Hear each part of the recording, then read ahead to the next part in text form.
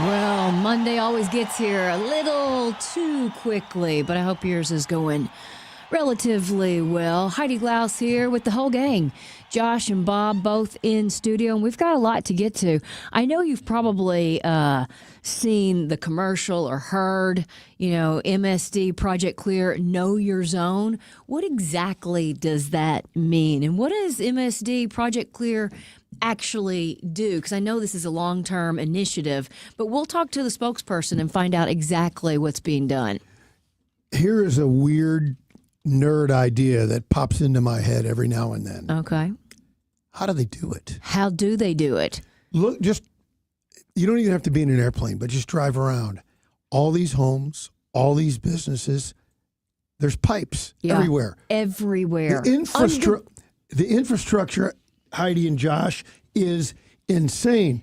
And we're talking, I think mainly storm sewers, right? I think so, but we'll talk to Nicole about all of it. Yeah. What about human waste? All of it. Everywhere. How does it work? It's impossible. Yeah. It's pretty amazing. I'm going to ask her before we get started. Maybe she knows, maybe she doesn't, but all this talk about the data centers and the water, the superheated water and cooling, and everyone's, where's that water going to go? Maybe it's not even a thing. Or maybe it's a real big thing. I was going to say. Big thing. Right. It looks like it's a pretty big thing. But yeah, that's a great question for her. Maybe she knows, maybe she doesn't. We'll see. So we'll also talk to Mike Dubusky, who is the tech reporter for ABC. Did you see these robots running the Boston Marathon? And it looks like the robots skunked us, basically. But is that They're even taking over pretty soon. Competition? I don't know. So what's next? We'll find out what was behind this and why we're even doing it. What will these robots eventually be doing? One of them bit it. Did you see the one? Yeah, hit the deck. I kind of laughed about it. That's probably rude. Oh, it's funny. Oh, they'll remember, Heidi. Yes. When they take over, they're coming for you. So that's what we have coming up here in this first hour. In the 4 o'clock, Ryan Krull will join us. He's covering a couple different stories. One, Wesley Bell has challenged Cori Bush to TV debates. So we'll see kind of what's behind that, because I know it's slightly unusual for the person who is in Congress to make that challenge. It kind of feels like maybe that's his seat to lose. But we'll talk to Ryan about that. We'll also talk about County Executive Sam Page and the council facing off once again. In the meantime, it looks like Sam Page and Kara Spencer are both either en route to London, already in London for the British Airways inaugural flight, which is kind of cool. I know Altair Travel did a fun picture with a flag out in front to kind of saying, hey, we've got a new place to visit, and you can get there relatively quickly. That's all coming up. We'll also check in with Lieutenant General Richard Newton, who's with News Nation, and find out what's going on with the peace talks. Are they happening? Is the strait open? Is it not? Is it still a ceasefire? So we'll get the latest on all of that. We'll talk a little sports with Brendan Weesey. We'll also check in with national correspondent for News Nation on what's next for NASA. They already did a presentation today introducing a big piece of Artemis 3. So not slacking off at all and just moving towards the next thing. But what is that next thing? We've got some entertainment news, and then we'll wrap this show up with some randoms. Bob, you were off on Friday, went down to see your son in college. A good time. I saw one picture of a pretty good crawfish bowl. Yeah, it was family weekend for his fraternity, and so we went to Arkansas, Georgia baseball games. Oh, that was fun. Who ended up winning that one? Georgia took 2 out of 3. They ranked 6th, I think. Just mashed some monster homers, and it was really a fun couple of days there. And then after the baseball game on Saturday, had the crawfish boil, and then went out on Dixon Street, and it was a big party this week at Arkansas. It was really, really fun. I knew that you were doing the boil, and I did a boil for actually my family, shrimp, crab. This weekend, Wow. Friday night, because my nephew came home from Purdue, and it's the first time we got a chance to spend some time with him. So I'm like, everybody come to my house, and we'll do the boil. So we had a lot of fun with That's just the awesome. family Friday night. And then yesterday, was just Sunday fun day. Saturday, it was all about food and drink. Saturday night, we went to dinner with Kelly Jackson at Indo, and I had never been. You said you were going. I remember you saying that. Yeah. You know, STL Today food critic Ian Frobe had put it in his top 10. I'm going to tell you, I don't know that I've had anything better in St. Louis. What did you have? It was so good. We had tuna. We had, it's a lot of shared plates. What kind of restaurant is it? Indo is like a Asian flair. I don't know what there's so many different ways Asian to describe fusion, it. Yeah. something. But it's a lot of, there was a chicken pork dumpling that was so good. There was another eggplant dish that was kind of spicy but delicious. I mean, every single thing they brought to the table was just delicious. And the whole setting is just really cool Atmosphere as well. matters. Yeah. So that was a lot of fun. So, Josh, what'd you do for the weekend? We know what Bob did. I'm trying to think. We did a lot of house stuff. Okay. We got most of our potted plants up and running. Oh. I mowed the lawn finally. Were people cheering you on? Yes. You want to give it, let it get a good head of hair before you cut it. That's what I always say. Yeah, good try. Yeah. I'm not sure the HOA is agreeing with you. Yesterday, we got up early and went to the zoo. Oh, it's fantastic. Really great weather for it. We still have to go at night for the Lantern Festival while that's still around. You can see all the stuff set up. It's going to be really cool.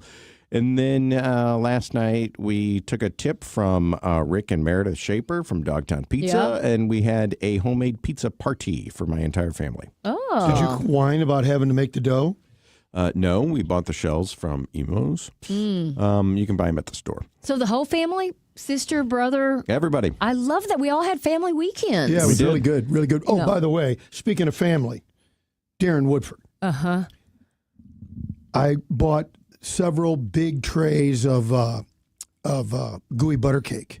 Oh, and took it down from Rich's Famous Burgers? From Rich's Famous Burgers. Took it down there, and most of the kids in the fraternity from Texas. Yeah, never had even no heard idea. of it. And it was a huge hit. I saw Darren today.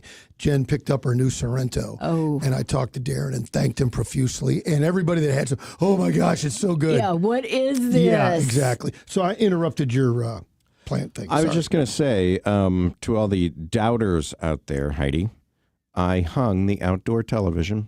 All by yourself? No, my brother came over and did all of it for me. But I got all the parts and pieces. Good. It's up. I watched it yesterday. I watched it today. Yeah. I might watch it again tonight. Why watch TV inside? Bob, you can watch it outside. Mm-hmm. That's what I always say. And I just realized I have arrived. This is it. This is it. This is the dream. Basically, you have nowhere else to go. No. You just go, walk inside. Hi, honey. And then straight out back. Mm-hmm. Turn on Wheel of Fortune. Telling you. Yeah, It doesn't get any better than that, I guess. No, this is the dream, guys. Welcome to the club. This is the dream. Now I just need a hot tub and a TV in the bathroom. Okay. And then, that's it. Checking it all off. What was the, Bob, what was the Seinfeld where George said, this is the dream? And Jerry goes, this isn't the dream. This isn't my dream. I just remember on the Summer of George, it was represented by eating off of a block of cheddar cheese the size of a car battery. Yes. And, some people's dreams are different than others. Okay. But now I feel like I have officially arrived. You have a beautiful home. Yes. You have a deck. And Sure. you've got a big TV. Now I got a big TV That's outside. great. Well, I'll tell you, I think for a lot of people, the dream is to eat French fries without getting fat. I mean, is there anything better than good French fries? Matter of fact, yesterday I said it was Sunday fun day. We were going to go to brunch, and then, we're so friendly with neighbors. All of a sudden they walk by, and next thing you know, it's 2:00 and mimosas are flowing, and we hadn't gone anywhere. So we ended up ordering a crave case from White Castle. I love your group of I friends. mean, you know That what? is style. I Forget dig it. the fancy. We're just going to lean in. I But dig that. how about this? Scientists think they may have found a way to make French fries healthier. Now, it's through a microwave frying process, and I guess that's partially kind of the air fryer too. But researchers at the University of Illinois think that they have figured out the perfect fry using the microwave.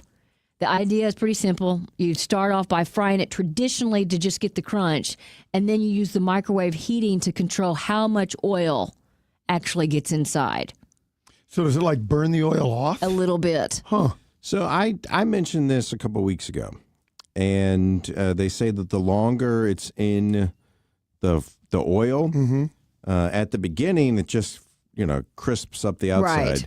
Right. But then holes start appearing in the fry itself, and then the oil just gets in and it just saturates the whole thing. So they're saying pull them out after you get the outside crispy. Yes. And then heat up the rest of the fry in the microwave, and you won't develop those holes in the fry itself, and the oil doesn't get grease. involved. That's right. So microwaves tend to heat from the inside first. It creates pressure that actually pushes oil out instead of letting it all soak in, which should result in the fries that cook faster, absorb less oil, and then maybe are slightly better for you. But the irony is, if you try to reheat French fries in the microwave, it's disgusting. It's what a lot of people are saying on here. Oh, it's almost impossible. My buddy, he'll eat all of his fries before he even touches a sandwich. Because you don't want them cold and soggy. Look, if something gets cold, I can always heat up the burger. You can't heat up the French fries. You cannot. You can't, but people are weird about their potato chips and French fries. Or at least my wife is very weird. If she finishes her sandwich and there is half a plate of French fries or potato chips, she won't eat the rest of them. That's so weird. It's kind of a bite of the sandwich, French fry. Bite of the sandwich, French fry. But she doesn't do. It's a package deal. Yeah. Here's a question for you guys and our listeners. You mentioned air fryer. So you bring home from your favorite place French fries. They're not finished. You still would love to eat them, but they're cold. Yeah. What happens if they go in the air fryer? They get much better. Yeah. Much better than the microwave. Yes. Much better. Okay. Almost, dare I say it, Almost good. almost good. Yeah. Yes. I would agree. Yeah. Salvageable. Yeah. We need to have, next time we have a nutritionist on the show or some sort of doctor and or scientist. I did this over the weekend, and I've always wondered, and you're talking about French fries and all the oil and fat and everything. I tried a new piece of candy because I was fascinated. New flavor. Mm-hmm. What kind of candy? It's from China. I don't know where my buddy came up with it. Have you guys ever had Heidi chews? Gesundheit. Exactly. They're like I've heard of them. Yeah, they're like Heidi chews. They're like Starburst, Bob. Put it in something frame of reference. But these had Chinese lettering. Who knows where he got them? But I wanted to try it, so I took a couple of chews, got the flavor off it, and then I spit it in the trash can. Like cheap chewing gum. Well, I just wanted to know what it tastes like. I Oh, didn't you didn't necessarily want to Was the flavor gone? pack the calories on. No, I'm thinking of, I shouldn't be eating candy, but I do want to try this new I think you just flavor. sucked all the sugar off of it. Did I spit out the fattening part? What if I chew up French fries and then I spit them out? Am I saving myself? I don't want to go against the nutritionist code, but I think one piece of candy is not going to tip the scale okay. either Yeah. way. All right. I'm curious. Is it if I spit out the husk of everything, am I saving myself? Well, look at it this way. You were able to suck down the yellow dye number 4. Well, yeah. Exactly. And to the Heidi's worst point, thing for you. did I just eat all the bad stuff Right. and then I just spit out the rest Because you of got it? all the flavor. The bad stuff. I think it's all bad, first of all. Yeah. Okay. All right. I don't think you did yourself any favors. Okay. But hey, I'll every give you a little pat bit- on the back Yeah. for trying. You guys know what we have coming up. Hopefully you'll hang out with us on this Monday afternoon. You're listening to the Heidi Glaus Show with Bob and Josh on the Big 550 KTRS St. Louis. Can I get serious for a moment? Something that is near and dear to my heart, and that is my front yard and taking care of your front yard. Because when you drive by someone's house and it's full of weeds, you think to yourself, oh man, it's very, very simple. You know how much I love to pretend to be a yard dork. You know what I use? Fertilome. I go to fertilome.com and I type in my zip code, and a whole host of local independent lawn and garden dealers show up. I buy the crabgrass preventer plus lawn food. It's the spring application. I get it down on my yard as soon as possible, and that greens up my yard and keeps the weeds away. So it makes me look like I know what I'm doing. But really, all I'm doing is getting Fertilome and putting it on my front yard. And that will take care of my yard for many, many, many weeks, and it go a long way to having the greenest yard in the block. So this spring, you want to green up your yard and get rid of the weeds? It all starts at Fertilome or fertilome.com. If you or anyone you care about is facing a family legal matter, call Cordell & Cordell today at 1-855-GET-LEGAL. There's a lot on the line in divorce. This is Joe Cordell of Cordell & Cordell, the largest family law firm in the country, with over 35 years of helping clients navigate divorce. But being big doesn't mean less personal or less local. Our attorneys live and work in your community, and as neighbors, they understand the challenges your families face. Divorce touches all areas of your life: your home, savings, retirement, and of course, kids. So when you find yourself facing divorce, you need a partner you can count on. If you or anyone you care about is facing divorce, contact Cordell & Cordell today. With over 100,000 clients served, we understand the challenges you're facing on a personal level. Call Cordell & Cordell today at 1-855-GET-LEGAL. That's 1-855-GET-LEGAL. The choice of a lawyer is an important decision and should not be based solely upon advertisements. 600 Kelwood, St. Louis. Hey, Anne-Marie here, host of the Inside Out Show and owner of Anne-Marie Design Studio for Black Fox Cooper, St. Louis's premier Andersen certified contractor. That means every window they install meets Andersen's exacting quality standards, and the installation is guaranteed for 2 years, in addition to the 20-year warranty on the glass. With over 20 years of experience and knowing our climate, Black Fox Cooper will install the optimal windows to keep your home comfortable and efficient year-round, and most projects are completed within a day or two with minimal disruption to your daily routine. Call 314-270-1484 or online at blackboxcooper.com. You know, over the years, Lordo's has become part of the family for many, many St. Louis families. For 80 years, they've been helping St. Louis families with all of the jewelry needs, whether it's the diamond ring, a diamond ring, maybe something for St. Patrick's Day, something for an anniversary, Valentine's Day. Throughout the years and throughout the calendar, it's Lordo's as your go-to. Whether it's men or women, you want to repurpose something or buy something new, Lordo's Diamonds in the heart of Ladue on Clayton Road. You see, it's a family business. The family's been running it for years, and they learned it from their father, who learned it from their father. And so that family jeweler, it's where generations of St. Louisans go. Grandparents have gone there. Your grandkids will go there. Right there in Ladue on Clayton Road, across the street from a Norman Rockwell-esque firehouse, is Lordo's Diamonds. Go in, make a friend, and make them your family jeweler, because you can thank me later.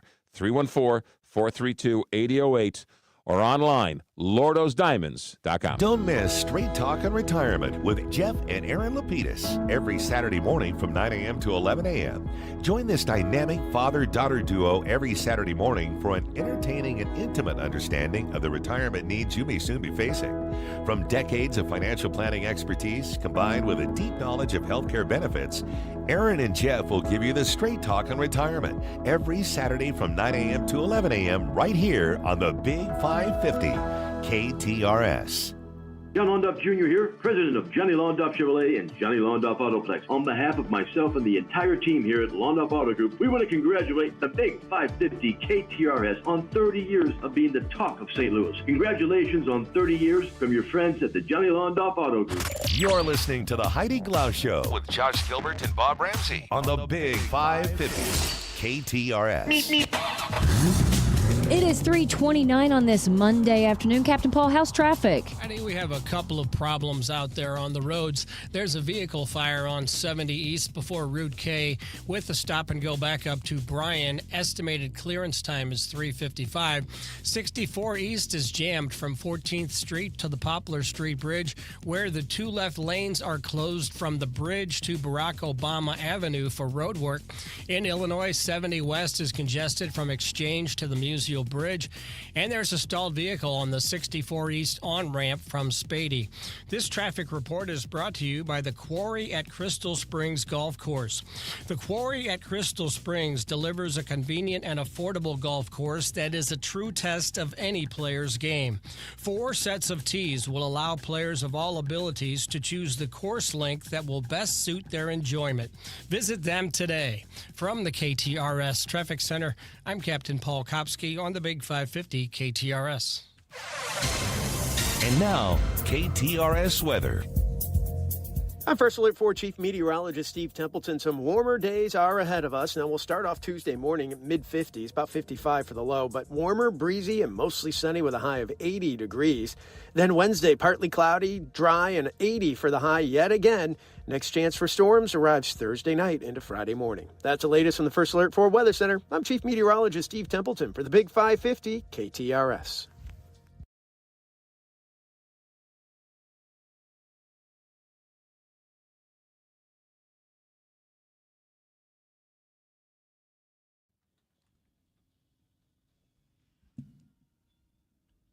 Well, chances are you've seen or heard a commercial about MSD Project Clear and the Know Your Zone campaign. Nicole Spencer is a spokesperson for MSD Project Clear and has joined us to tell us more. Welcome back. Thanks for having me, Heidi. So MSD Project Clear is all about improving water quality, minimizing wastewater. Is there more to it than that?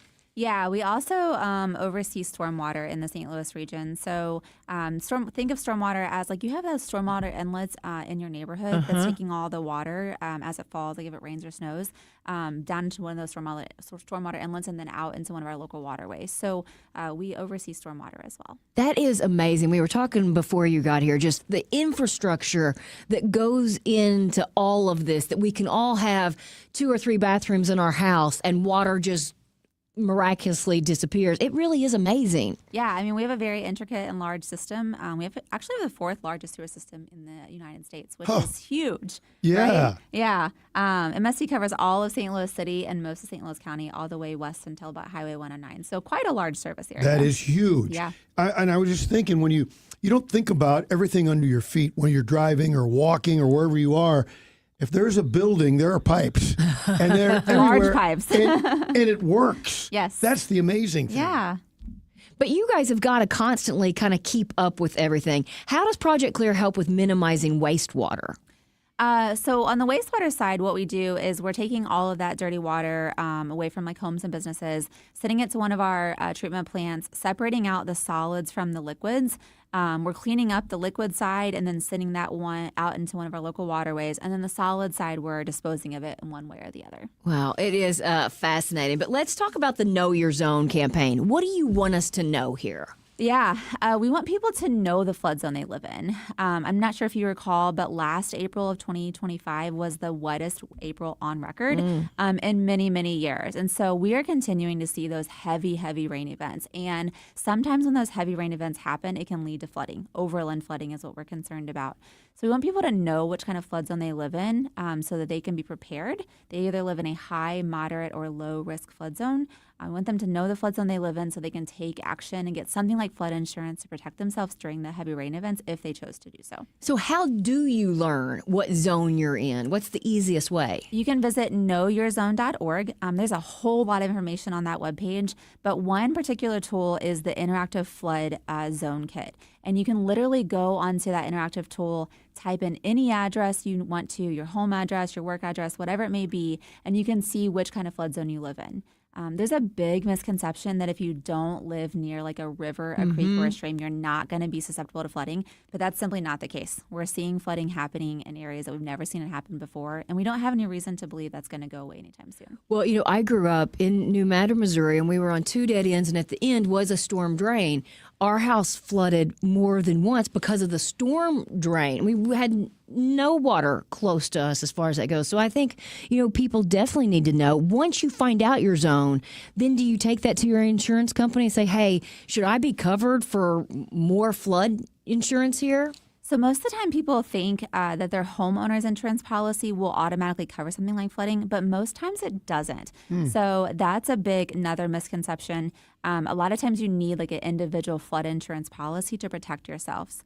I'd like to point out that the average flood damage claim right now is $60,000. Whoa. Well, I know it's so crazy. Just in our house, all the baseboards had to come up, and sometimes the water goes into the drywall, and you got to rip all of that out or replace the carpet, and depending on how high. So, I mean, there are really a lot of things to know. How long has the Know Your Zone project been going on?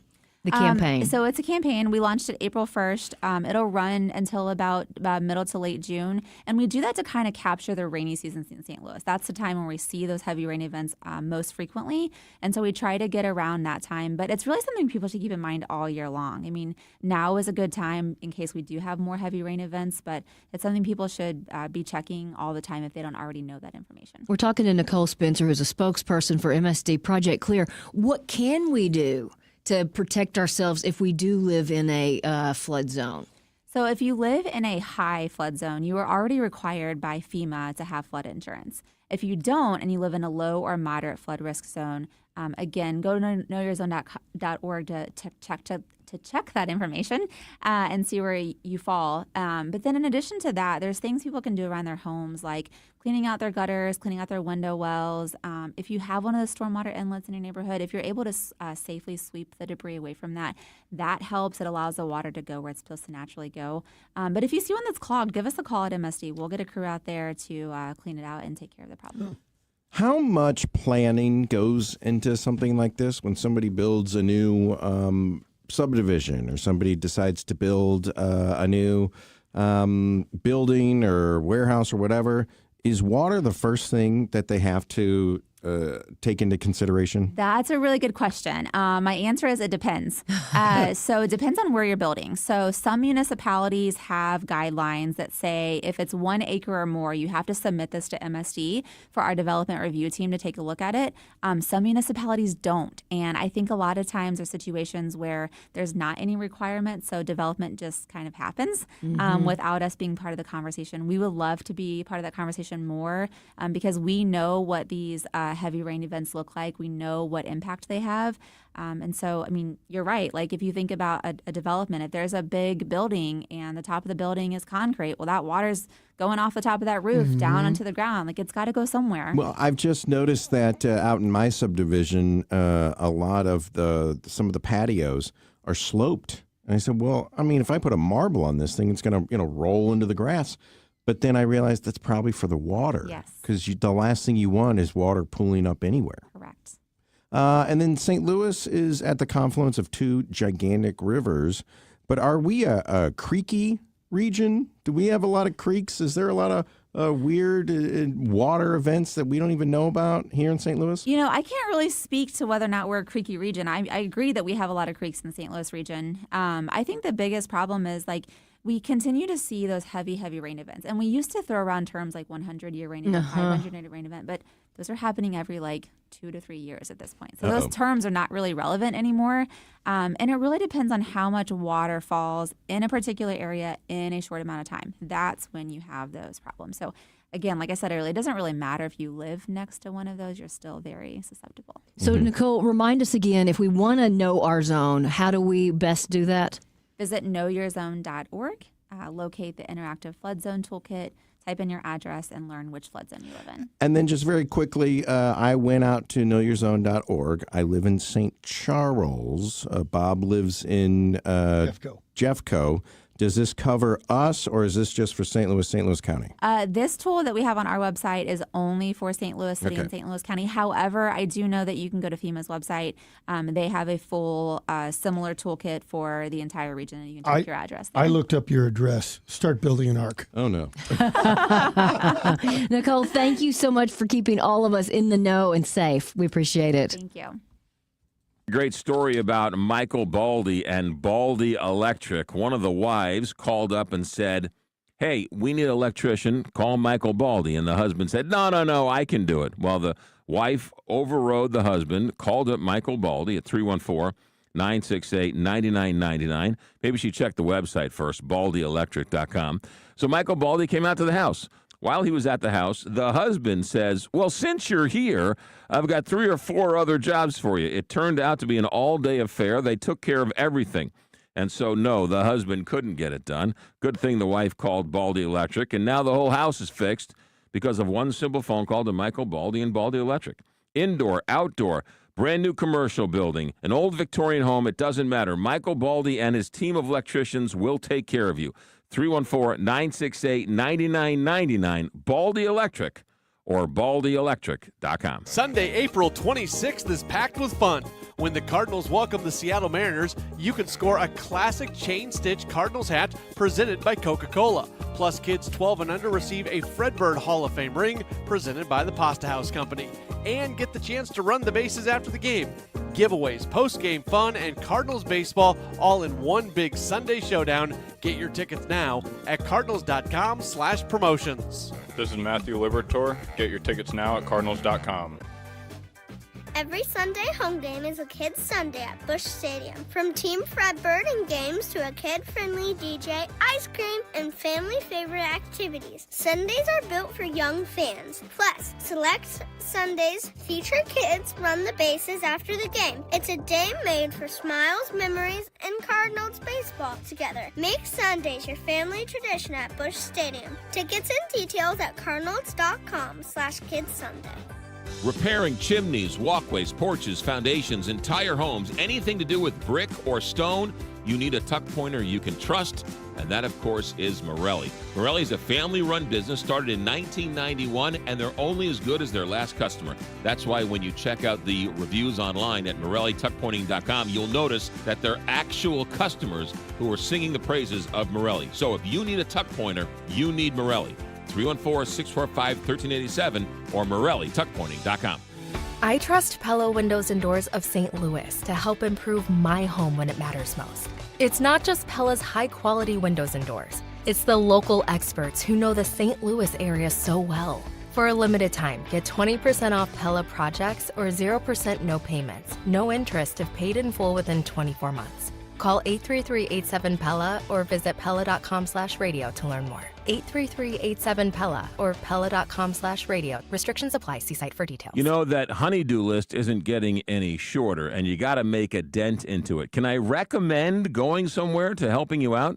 Schnarr's Hardware. Schnarr's Hardware has 2 locations, one in Webster and one in Ladue. One great family, 2 great hardware stores. Schnarr's Hardware. When you walk in with that list, you say, okay, I think I know how to do this one, but these 3 I need help on. And you know what?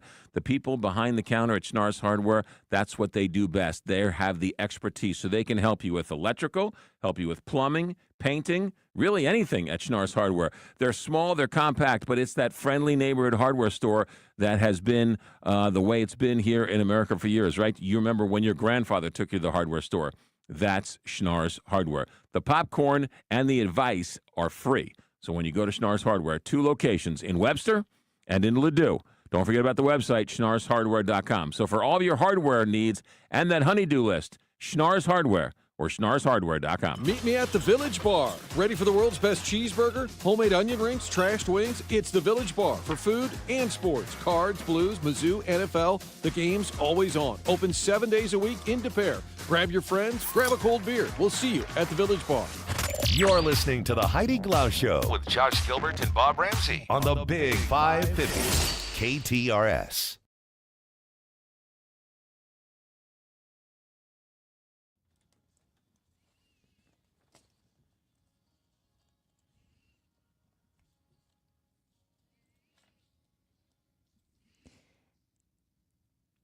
Have you ever thought about some of the random things that we all experience, but nobody ever really talks about? Like when you meet someone and you feel like you've known them forever and it just becomes like an instant friendship. Like, what is that? What's happening there? Is it just a chemistry? Is it that you feel like you knew them years ago? I met one of my really good friends on spring break. It's a guy. And we just instantly hit it off. Yeah. And that was the end of it.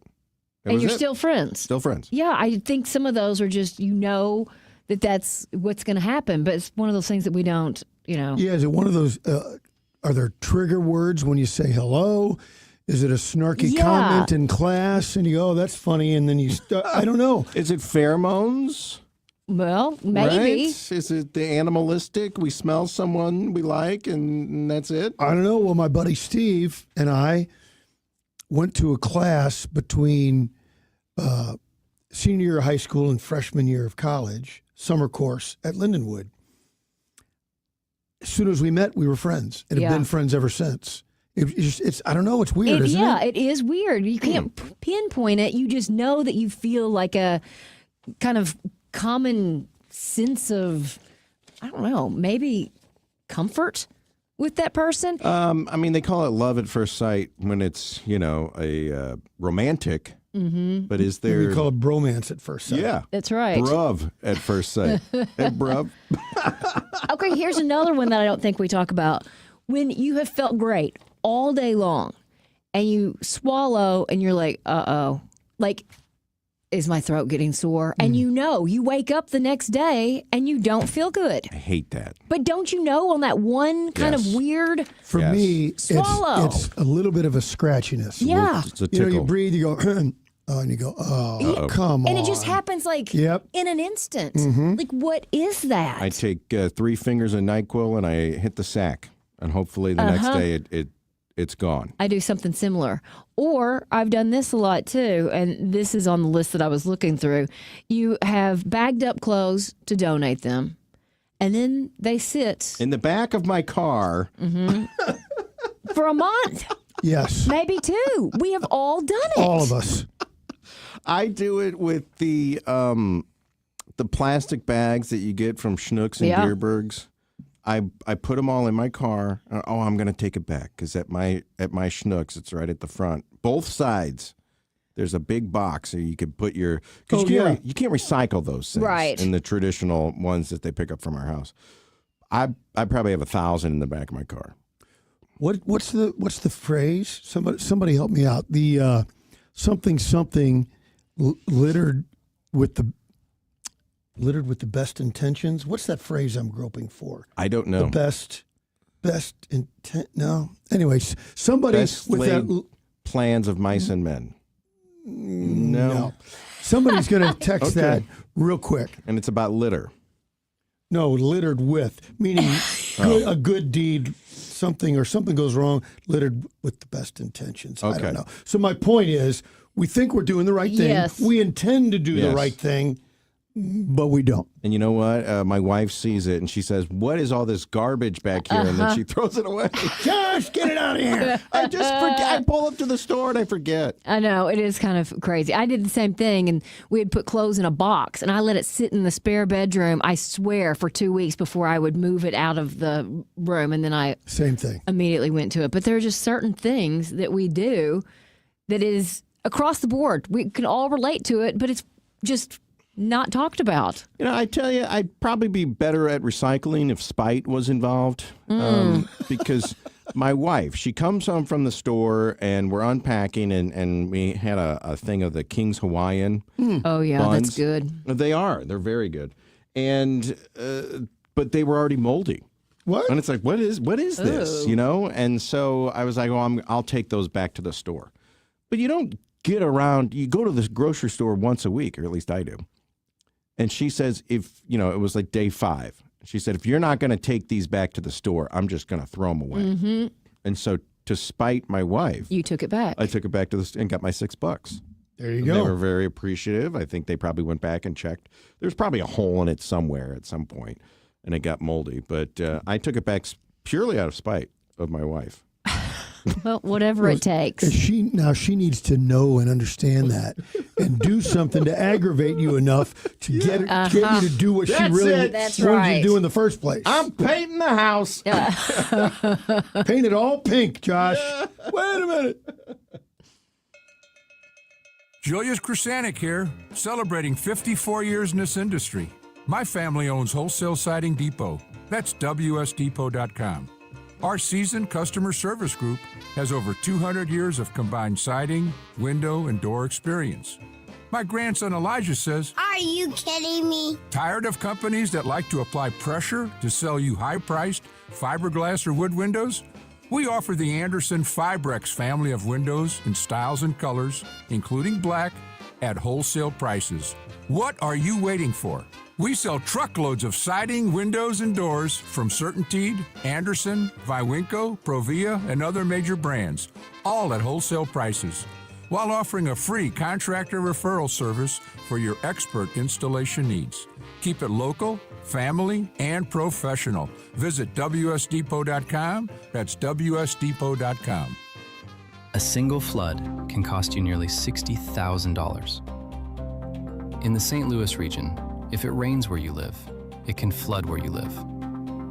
MSD Project Clear wants you to know your zone. Knowing your flood zone means you can act early, protect your property, and avoid devastating losses. Don't wait until it's too late. Only flood insurance covers flood damage. Visit knowyourzone.org now. At Midland, we know sometimes all it takes is a moment. A moment for an idea to spark, or to make it happen. A moment to find your dream, or build one. A moment to start your forever, or at least start planning for it. Whatever moments you have, Midland is here for them and can help you make them. Midland, brighter together. Visit us at midlandsb.com. Midland States Bank is member FDIC. You're listening to the Heidi Glaus Show with Josh Gilbert and Bob Ramsey on the Big 550 KTRS. 9 minutes before 4 o'clock, let's check back in with Captain Paul. 70 east before Route K, there's a stalled tractor trailer that was on fire. It's off on the right shoulder. 64 east is jammed from Chestnut to the Poplar Street Bridge, where the two left lanes are closed from the bridge to Barack Obama Boulevard for road work. In Illinois, 70 west is congested from Exchange to the Musial Bridge. 64 east is crowded from 255 to Illinois 157 due to construction with lane closures. 64 west is busy in front of Forest Park, and we have a stalled vehicle on the 64 East on-ramp from Spady. This traffic report is brought to you by Aldon Heating and Cooling. Persistent St. Louis heat is on the way. Now's the time to take advantage of Aldon's $79 AC check. Book your appointment now as spaces are filling up fast. And for more information on a state-of-the-art Daikin Fit system, visit al-don.com. From the KTRS Traffic Center, I'm Captain Paul Kopsky on the Big 550 KTRS. Well, this weekend at a half marathon in Beijing, a record was broken, not by a human, by a robot. Mike Dubusky, ABC News technology reporter, joins us with the latest. So what kind of robots are these? So they look like humans. They're what are known as humanoid bipedal robots. So they have two legs and two arms and kind of a torso area to them. But of course, they're completely robotic. They have servos and, computer chips inside them instead of, the internal organs that we have. And in China, for the second year running, they have been running half marathons, 13.1 miles through the city of Beijing. The top honors this past weekend went to a company called Honor, which is best known in China for making smartphones. Their robot that they built is called Lightning. They actually ran a handful of these Lightning robots in the race, and one of them was able to run those 13 miles completely autonomously in just 50 minutes and 26 seconds, guys. That's according to local media. Now, not only was that faster than the thousands of humans that were also running this race this weekend, the fastest human in the race was almost 20 minutes slower. It's also faster than the human record for a half marathon in general. That record was set last month in Portugal by a man named Jacob Kiplimo from Uganda. He was able to run 13 miles in 57 minutes. So bringing that down to closer to 50 minutes seems like the robots might have a leg up on us here. So, Mike, what's the idea behind this race? What are we hoping these robots eventually do? Yeah, at the end of the day, this is a technology showcase, right? And according to Honor, which is, again, the company that built these winning robots, they say this is a good way to demonstrate technology that can be used in factories, things like liquid cooling technology, durability of certain robotic parts and things like that. You can see the applications of this in the factory setting, where already we've seen a lot of robots deployed, not just in China, but around the world. The bigger takeaway, guys, I think, is just how clear a snapshot this is of China's robotics industry. Last year was the first year of this robot half marathon event, and the winning robot then needed more than 2 hours and 40 minutes to finish the race. So now doing it in just over 50 minutes marks a huge advance in just the course of a year. At last year's race, only 6 out of 21 robots managed to complete the half marathon at all. None of them came close to winning. This year, a total of 300 robots ran the race and 47 teams finished, including 8 teams using completely autonomous robots. There was a fair amount that were also using remote-controlled robots. So it marks these really fast advances that are happening in the realm of bipedal robotics in China and just robotics in general, guys. Some 2 million robots are operational in Chinese factories right now, with 300,000 of them coming online in just the past year alone. That's according to the International Federation of Robotics. Mike, what was the course like? Were there turns? Were there hills? Was it a straight shot? Nope, it's a traditional half marathon, so it kind of winds through the city's streets and parks and whatnot. It's what you would expect from the New York City half marathon or wherever else, and it has ups and downs and curves and all sorts of challenges for not just the human runners but for the tech showcase that we really got to see this past weekend. And I don't want to make it sound like these things were perfect either, because if you want a good laugh, you can just go to YouTube and type in robot half marathon fails and watch a bunch of these things falling over Mike, pretty frequently, because there are a lot of examples of that. I did that about 20 minutes ago. While during a commercial break. Yeah, if you want a good couple minutes of laughs, I highly recommend. There are a number of robots that didn't make it off the starting line, for example. And in fact, the robot that won, this Lightning robot from Honor, actually tripped right before the finish line and needed to kind of resurrect itself and then get across the finish line. But even still, it had a 7-minute advantage, so it had a little bit of time. But even still, some bugs left to be ironed out here. It seems. But they're clearly advancing each year by year, and probably month by month. So tripping, falling, balance on turns, do they have how did they solve that? Is it like a gyroscope? What's going on here? It's a variety of different things. Yeah, gyroscopes are certainly a part of it, but, even internal servers that can kind of gauge both weight versus kind of the angle that these things need to be at in order to have forward momentum. They can kind of, pull back on that in sort of the leg servos to kind of keep balance. It's an evolving question. It really depends on which specific robot we're talking about here. But these are these technical challenges that a company like Honor says could be deployed in factories, right? That's kind of the practical application that they have their eye on. What's more, things like liquid cooling. Computers, as we know, get very hot. Occasionally, if you're using your laptop for a long period of time, you'll hear the fan kick on. Well, these robots use liquid cooling. So not unlike the engine in a car that has a cooling system, you might have to top off your coolant every once in a while.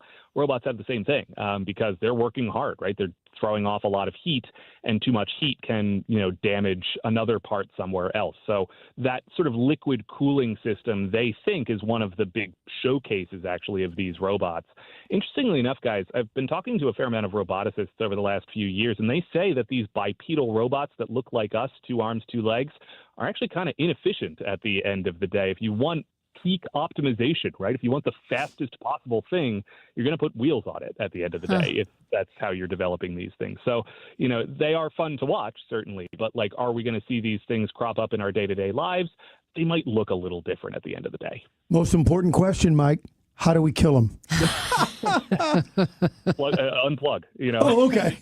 All right, that's easy. Mike, I was just going to ask you about that. In a factory setting, are legs actually the most efficient, but no, wheels and probably arms that don't even look like ours? Yeah, and that's not to say that humanoid robots are not useful or don't have an application, but this is a little bit more of a let's show you what we can do, as opposed to, these things are going to be beating us at the Olympics anytime soon. That's kind of the idea here. Got it. Well, it is interesting. Mike Dubusky, ABC's tech reporter. Thank you so much. Of course, guys. Take care. Everyone's talking about these weight loss drugs, and it's a good thing we've got Dr. Joe Molesky with us, a St. Louis native and board-certified primary care physician. The one thing we need to know is GLP-1, right? That's the magic cure. The magic cure is these weight loss shots. They're injected once weekly. They're not like the old medications that you've seen 20, 30 years ago. These medications actually work. And you want to start to lose weight? None better than to call stlmedweightloss.com and ask Dr. Joe. stlmedweightloss.com. Is it time to make a change with your bank? Hi, it's Julie Buck for Triad Bank. They are a full-service financial institution with 2 locations, and they've been around since 2005 with a mission to provide a wide range of commercial and personal banking services. Here's their website. It's triadbanking.com. The Big 550. KTRS St. Louis. From ABC News, I'm Michelle Franzen. The temporary ceasefire between the U.S. and Iran runs out in just a matter of days, and President Trump signaled that extensions are unlikely. Talks are not firmed up, but 2 U.S. officials familiar with plans say Vice President J.D. Vance is expected to travel to Pakistan tomorrow. ABC's Tom Sufi-Burridge has more. The Iranian Foreign Ministry at this point in time is saying they have no formal plans to send a delegation to those talks. And even if we start to get into the issues here, namely what will happen to Iran's stocks of enriched uranium, that is one of the key issues that has to be negotiated between the U.S. and Iran if these talks take place.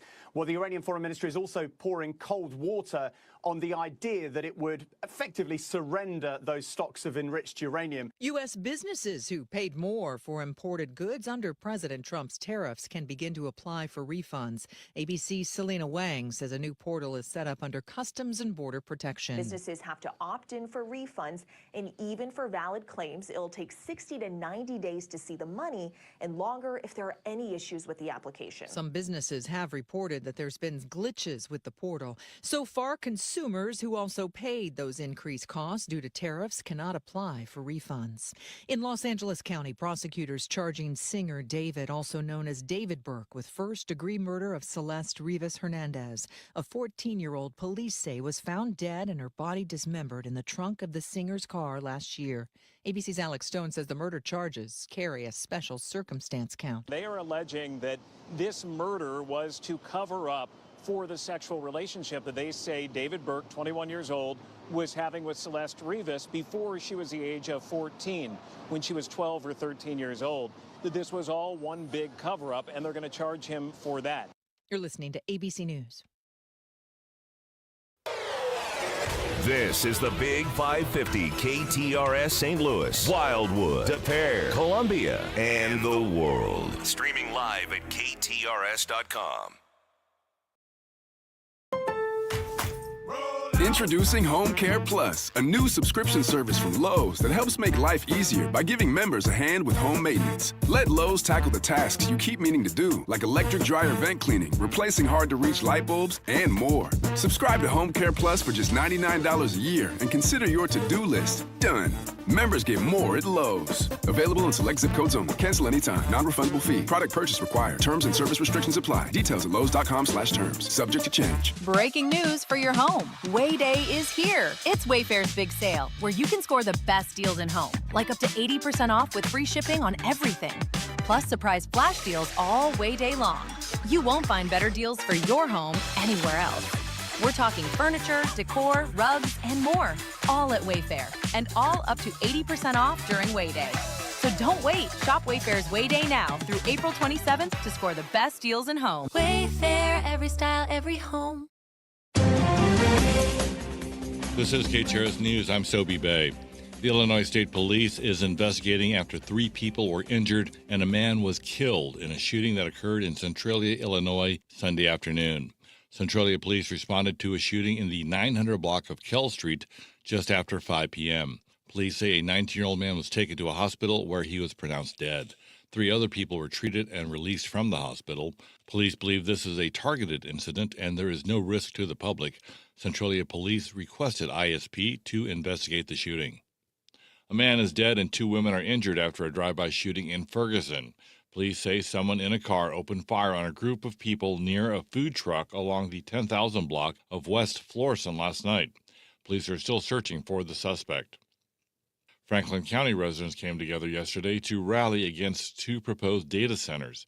Organizers say this was to educate others ahead of tomorrow's planning and zoning meeting. This KTRS Business Minute is brought to you by Walter Knoll Florist. This week is Professional Administrators Week. Walter Knoll Florist makes it easy to say thanks with flowers. Place your order anytime at WKF.com. It's the largest parcel of land for sale in St. Louis County in years. More than 1,000 acres of vacant farmland is up for sale in Hazelwood, with marketers pitching it as a potential site for a data center, large-scale manufacturing, or industrial warehouse, and it's just south of the Missouri River.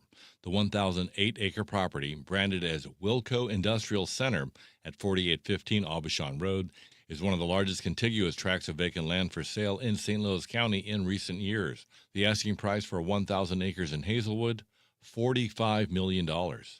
And now let's look at the markets, brought to you by JBL Financial. Tune in to Straight Talk on Retirement, Saturday mornings 9 to 11. Wall Street at the close, Dow Jones down 5 points to finish at 49,442. NASDAQ dropped 64 to close at 24,404. S&P 500 down 17 points to finish at 7,109.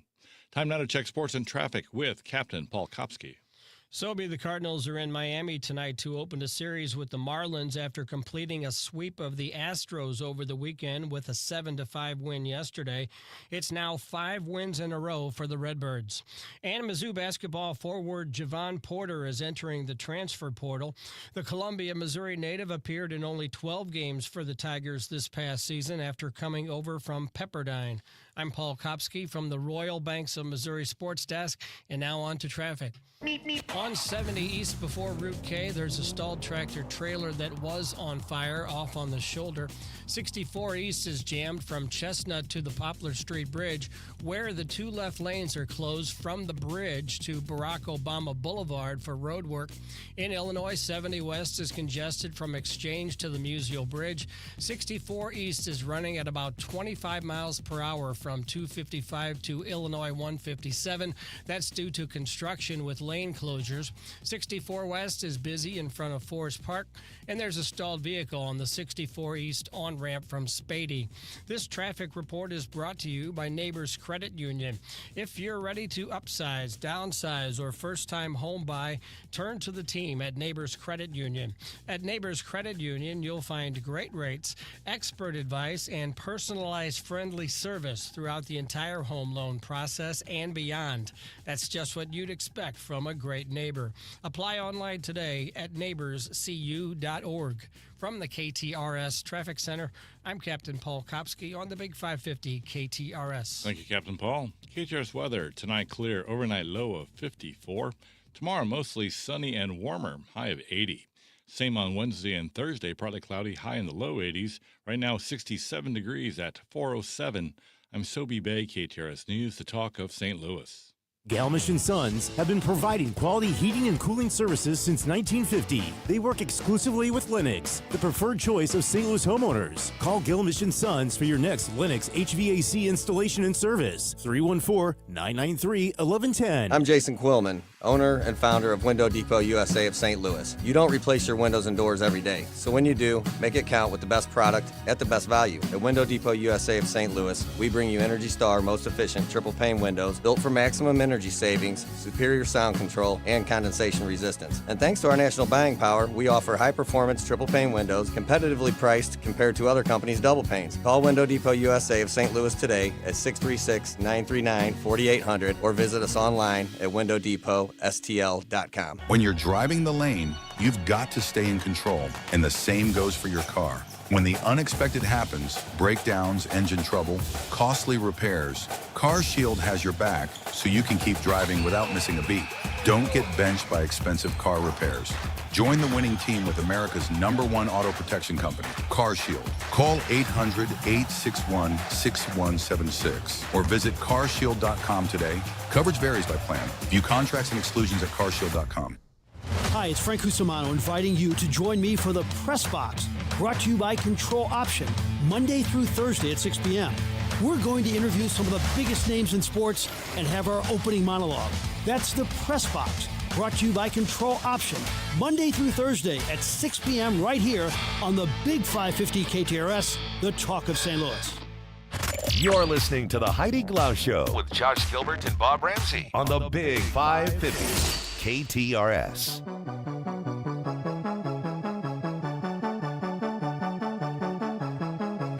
Our headlines for this Monday afternoon, April 20th. Don't rescue baby rabbits and birds this spring, Missouri conservationists warn. Spring has sprung warmer weather, of course, and increased daylight to St. Louis, and that means babies of wild animals are plentiful. I have to tell you, Marsha was drinking her coffee on Saturday morning, and she's like, come here. And she's whispering because, of course, our windows are that old and you can hear everything through it. But we have this like metal piece of art by the bay window, and a mama bird was on the top, but she had made the nest kind of in this wiry mesh thing, and you could just see the baby beak looking up. It was so cute. But anyway, you're not supposed to try to rescue them. Humans encountering these offspring, including baby rabbits and birds, often incorrectly believe they've been abandoned by their parents and attempt to rescue the animals, but this desire to help could actually harm them or even kill the babies. Officials said young wildlife are rarely abandoned by their parents, who are often out searching for food for their babies. That's why conservationists have asked people to leave wildlife wild, not interfere with nature this spring. While people have good intentions, the care and rehabilitation of wild animals requires special training, knowledge, facilities, and permits. Now, the state wildlife veterinarian Sherry Russell said that rabbits seldom survive in captivity and can actually die of fright just by being handled.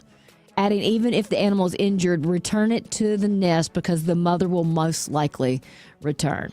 So I thought that was kind of it is interesting. Good reminder, because I do think a lot of people want to be saviors, and it's not always the best thing.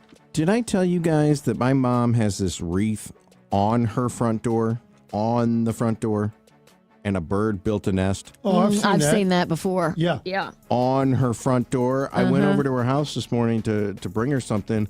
I forgot the bird was there. She's nesting right. There's 5 eggs in there. Squawked at you. I open the door and this bird flies past my head. Mm-hmm. And then, 5 minutes later, I go to leave, completely forget about it again. I open the door, bird shoots out. Here's an archaic reference lost on younger listeners. You thought you were Tippi Hedren. The birds. Get it? Oh, Heidi, yes. thank you. Somebody got one of my That's right. weird references. I get it, but this is your front door. Well, they don't know It's that. the bird's house. Yeah. No, you pick it up No. and you... No, you don't touch it. You No. just not hear that nothing. story? No, you don't. I told her she needs to get rid of it before the eggs showed up. But now there's eggs in it, and now So really go to nothing. the back door. Yeah, walk around. So I told you guys, was it last week, about the nest under our deck? It's a second story thing, and under there, they've all hatched and gone. Oh, they're already gone. Yeah, they're not going to hang out too long. As soon as they can. Not like our kids. No, they do that boomerang thing and come back. Yeah, it is pretty cool. I've boomeranged several times. Yeah, me too. Oh, yeah, I got to do a story. Where was I? Here's just a quick one. You saw about the tidal wave, the warning in Japan. They had a 7, and then just south of that, I say just south, in Guam, U.S. Coast Guard found an overturned ship that got flipped on the high seas. Dang. The only reason I'm mentioning this is, with all due respect to those of you who love cruises and go to our friends at Altair and have a great time, I'm not going. Uh-oh. But the real reason here is, do you guys remember this story? 3 people in California have been sentenced for insurance fraud in a bizarre scam that involved someone dressed in a bear suit that got into luxury cars and ripped them up, and they got caught. And so the insurance company, California Insurance Department, said they used a person in a bear suit, Rolls-Royce, and 2 Mercedes, then submitted the fraudulent claims seeking $142,000. Well, 2 L.A. area men and a woman pleaded no contest. They were sentenced to weekend jail programs, followed by probation, and 2 of them were ordered to pay over $50,000 in restitution. Wow. I've seen the videos. I've seen the bear costume. I've seen the claws. Yeah. I think I own the claws. I bought them to rip meat apart, and I think they used it. Wait. We just buried the lead Yeah. for the whole segment. You did what? You bought claws to rip open meat. You've never seen the claws? I'm about to talk about QVC, but this is something perfect for QVC. They're intended for pulled pork or shredded chicken. Huh. And you kind of grab onto them, and you look And they're like claws that fit on the your hands. Wolverine, and you... Never seen it. Well, Listeners, back up, Josh. Here's the headline. They don't work that great. I was going to say, when have you used them? I tried them a couple times. It's not that great. Somebody said they still have their Easter wreath up because a bird laid 5 eggs in the middle of it. It's on my front door, too. That's not unusual. On their front door. Yes. They like the sound of the doorbell. Look, if you have a wreath and you got some straw in there and different greenage. You dismantled the nest before. You basically have invited them. No, you don't touch it. You did not hear me. And it gives them a little protection from the wind. That's right. There. Yeah. Before they have a chance to really build it, you take it down and get it out of there and let them go build their nest somewhere else. Anyway, what is the scam if you have to get insurance money to fix your... Is this guy just planning on driving around his Rolls Royce with ripped up seats and everything? Well, was it his or was he a car dealership? I don't know.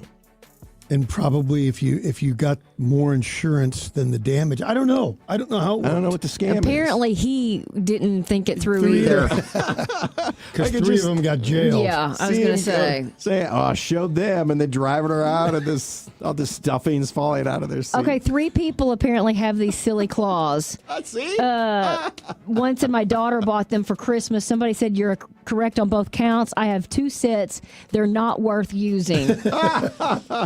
From Pampered Chef, they said they were great. I use them to shred chicken all the time. Bob, look, take a look. This is what they are. Oh, yeah. Do you see them? You know what Pulled that pork. looks like? That looks like something you could shred up a Mercedes front seat. Right? You see them, Heidi? You've never seen these? No, have not. I hadn't either. It looks more like a hair comb to me. Well, careful combing your hair with these things. All right. The owner of Home Shopping Network Pioneer QVC, which also owns Home Shopping Network, HSN, is filing for Chapter 11 bankruptcy protection.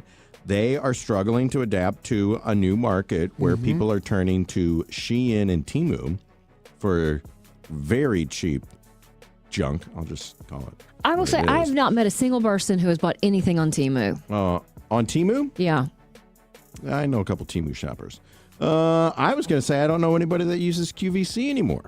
I had an aunt that used it a lot, but I think she went to counseling. I'm not making this up. That's great. I'm not sure you should be saying it. And live streams on TikTok get people their junk faster than they would with QVC. They are saying the goal is to emerge from bankruptcy protection before the summer is over, but they said we cannot assure that cash on hand, cash flow, will be sufficient to continue to fund our operations. They are down almost 30% compared to their peak performance during the pandemic. It was huge in 2020. Viewers. $14 billion. But they are saying that less and less people have cable subscriptions. Less and less people are watching QVC, and platforms like TikTok Shop have now taken the place of traditional QVC. So if you don't have cable, you don't have QVC, and you're not buying any of this junk. I'm going to say, though, even when I am out in the RV, some of the Home Shopping Network, that's on just your regular antenna. Over the air. QVC Group shares went for over $900 a decade ago. They were trading for less than $3 this week. When did QVC start? It was in the 80s, right? Founded in 1986 by Joseph Myron Siegel. I mean, it's the way with everything. Look at the way we text now instead of, Calling there people. used to be beepers. It's just... It's we great continue to move forward. It's great to get in on the front of the wave, but know when that wave is about to peter out and get out. That's right. QVC, quality, value, convenience. That's what it stands for. Okay. We learn something new every day. We do. SSM Health Cardinal Glennon Children's Hospital, that's something that is not going anywhere because it is so needed, and they do fantastic work. I don't know if you've been towards Grand and 44 lately, but you can see the new hospital going up. They just put the last kind of like beam and had a lot of people out there, but it is going to be so cool. It's going to have the latest and greatest. They're going to be able to help even more kids. And I'm wondering, did anybody go see Cody Johnson this weekend, because it was Glennon Live over the weekend at Chaffetz? I bet it was great. What you thought of that show. But anyway, Cardinal Glennon does so many great things. And what I love is they never turn a child away. We know we live in some pretty rough times. Health insurance isn't always easy for some people. And Cardinal Glennon isn't going to, leave that on a child. So if a kid needs to be taken care of, Cardinal Glennon has the Glennon Foundation, the Cardinal Glennon Children's Foundation, to make sure that no kid is turned away. It's also where they know that they can, add to the hospital's programs and services and make sure really all those families are taken care of the way they need to. You can make a donation. You can learn more about everything they're doing at Cardinal Glennon. Just go to glennon.org. Coming up. Scott, remember when the Queen of Carpet and the Princess of Pile were flying around the arch selling flooring? Andrea, that was the Queen of Carpet and the Princess of Tile. Oh, that's right. But we don't need shtick here at Best Buy Flooring. That's right, because our in-stock selection of carpet tile, sheet vinyl, laminate, hardwood, luxury vinyl plank, and luxury vinyl tile are already at low, low prices. Come see us at our 3 area locations, North County, South County, and Metro East. Open 7 days a week. Plus, free financing on approved credit. Best flooring, best selection, Best Buy Flooring. Heard a great story about the window store the other day. Larry Thornton, the owner of the window store, 314-739-0002 or WSWindow.net, told me a story. He had a customer call him up and say that he wanted to replace his white vinyl windows with darker windows. And so, of course, Larry took care of him. So now they're all darker and sort of brown in color. Looks beautiful. They're energy efficient. There was no upselling. They're great quality windows, and Larry Thornton and the window store took care of him. That's what he does. The price is extremely reasonable, better than the national companies because there aren't the layers of middle management. The window store has been around for 38 plus years. Proud sponsor here at the Big 550 KTRS. Windows, and don't forget about doors. Doors can get really expensive real fast. That's why you want to go with a company you can trust. Installation, price, selection, quality. The window store. Window store. WSWindow.net. 314-739-0002.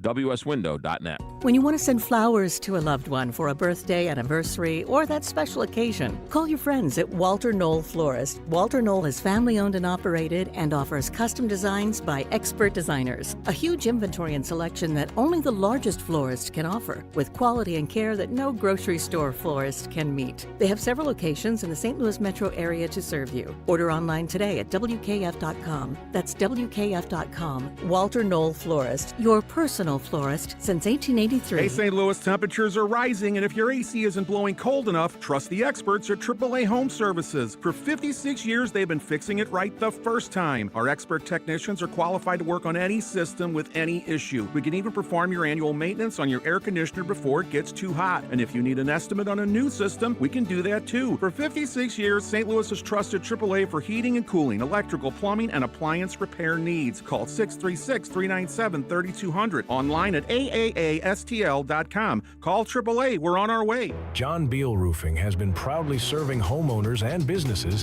in the St. Louis metro area on both sides of the river in Missouri and Illinois for over 3 generations. A dependable roof begins with a team you can count on. And that's exactly what you get with John Beal Roofing.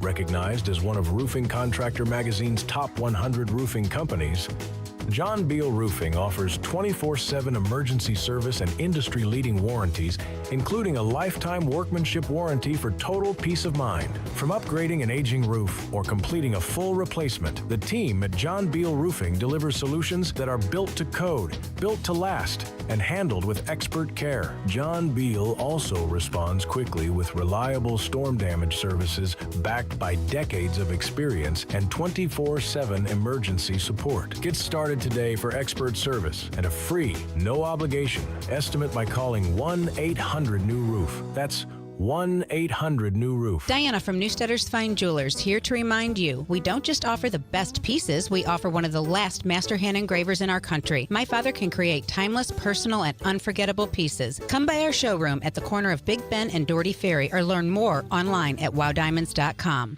You're listening to the Heidi Glaus Show with Josh Gilbert and Bob Ramsey on the Big 550. KTRS. It's Monday. And that means news, politics, lighthearted topics, and everything St. Louis and beyond. It's Ryan Krull from St. Louis Magazine on the Big 550 KTRS. The talk of St. Louis. It's great to have you back with us, Ryan. How are you? I'm doing terrific. How are you doing, Heidi? I am fantastic. We've got lots to cover. Let's talk about Wesley Bell. He's challenged Cori Bush to a debate series. Is this a bit unusual for a sitting congressman?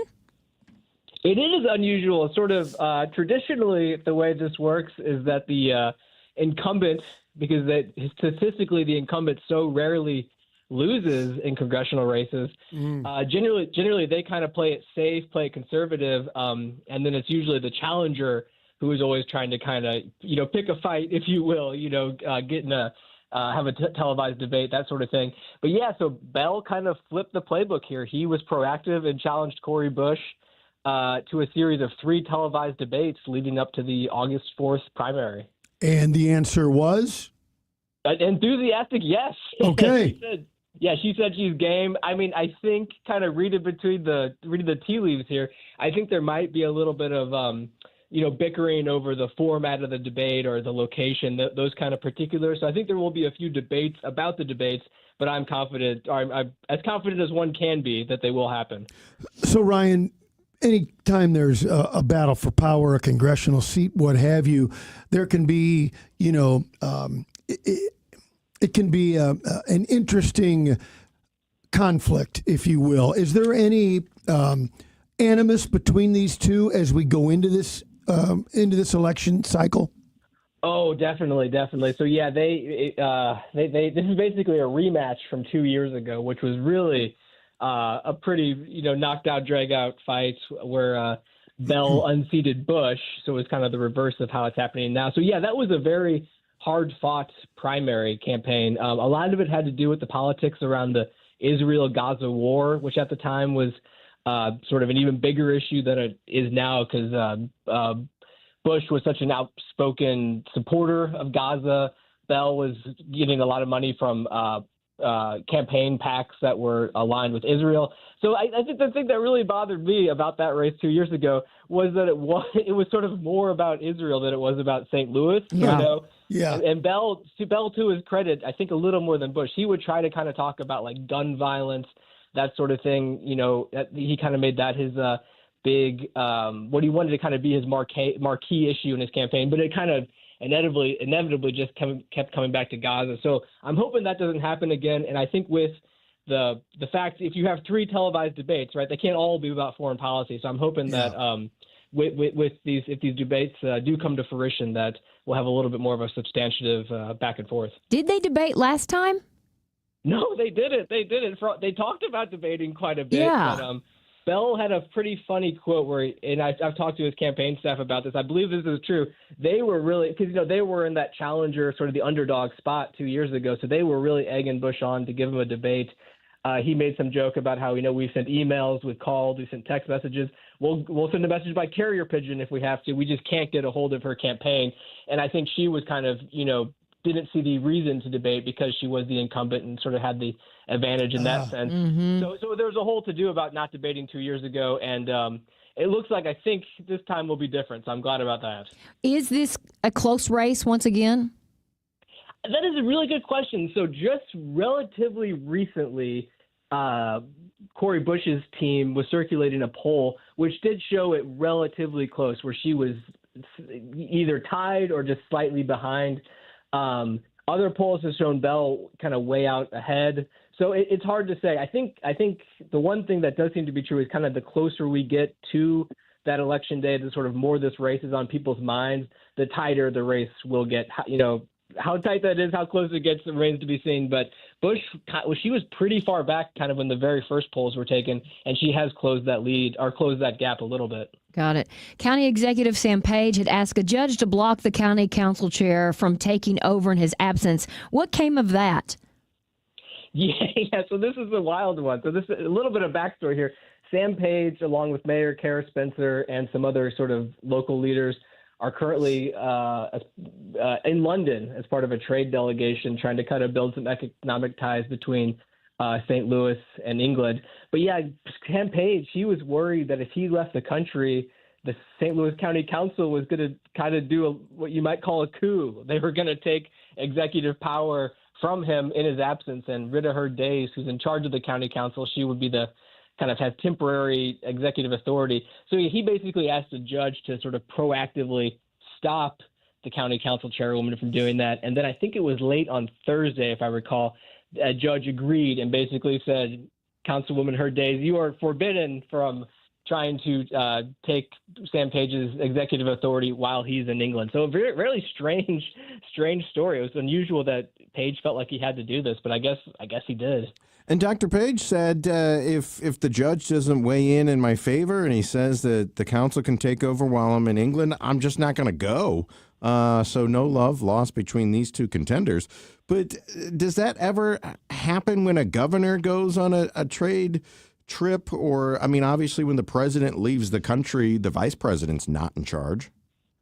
Yeah, so there was a very long court hearing where they kind of went into the history of this last week, and there was so for instance whenever Governor Kehoe goes abroad, he usually does put out like a statement saying that while I'm gone as part of a trade delegation or whatever, the lieutenant governor sort of will have the ability to act as governor should there be like an emergency or something like that. Just sort of, it's usually kind of done in a pragmatic sort of spirit of cooperation way, just in case like the worst case scenario does happen whenever an executive is out of town, that there's no sort of confusion about the chain of command. But here, Sam Page was worried that Rita Hurd-Days might like sign contracts, enter into deals, fire department heads while he was gone, because I think it just sort of speaks to the dysfunction between those two.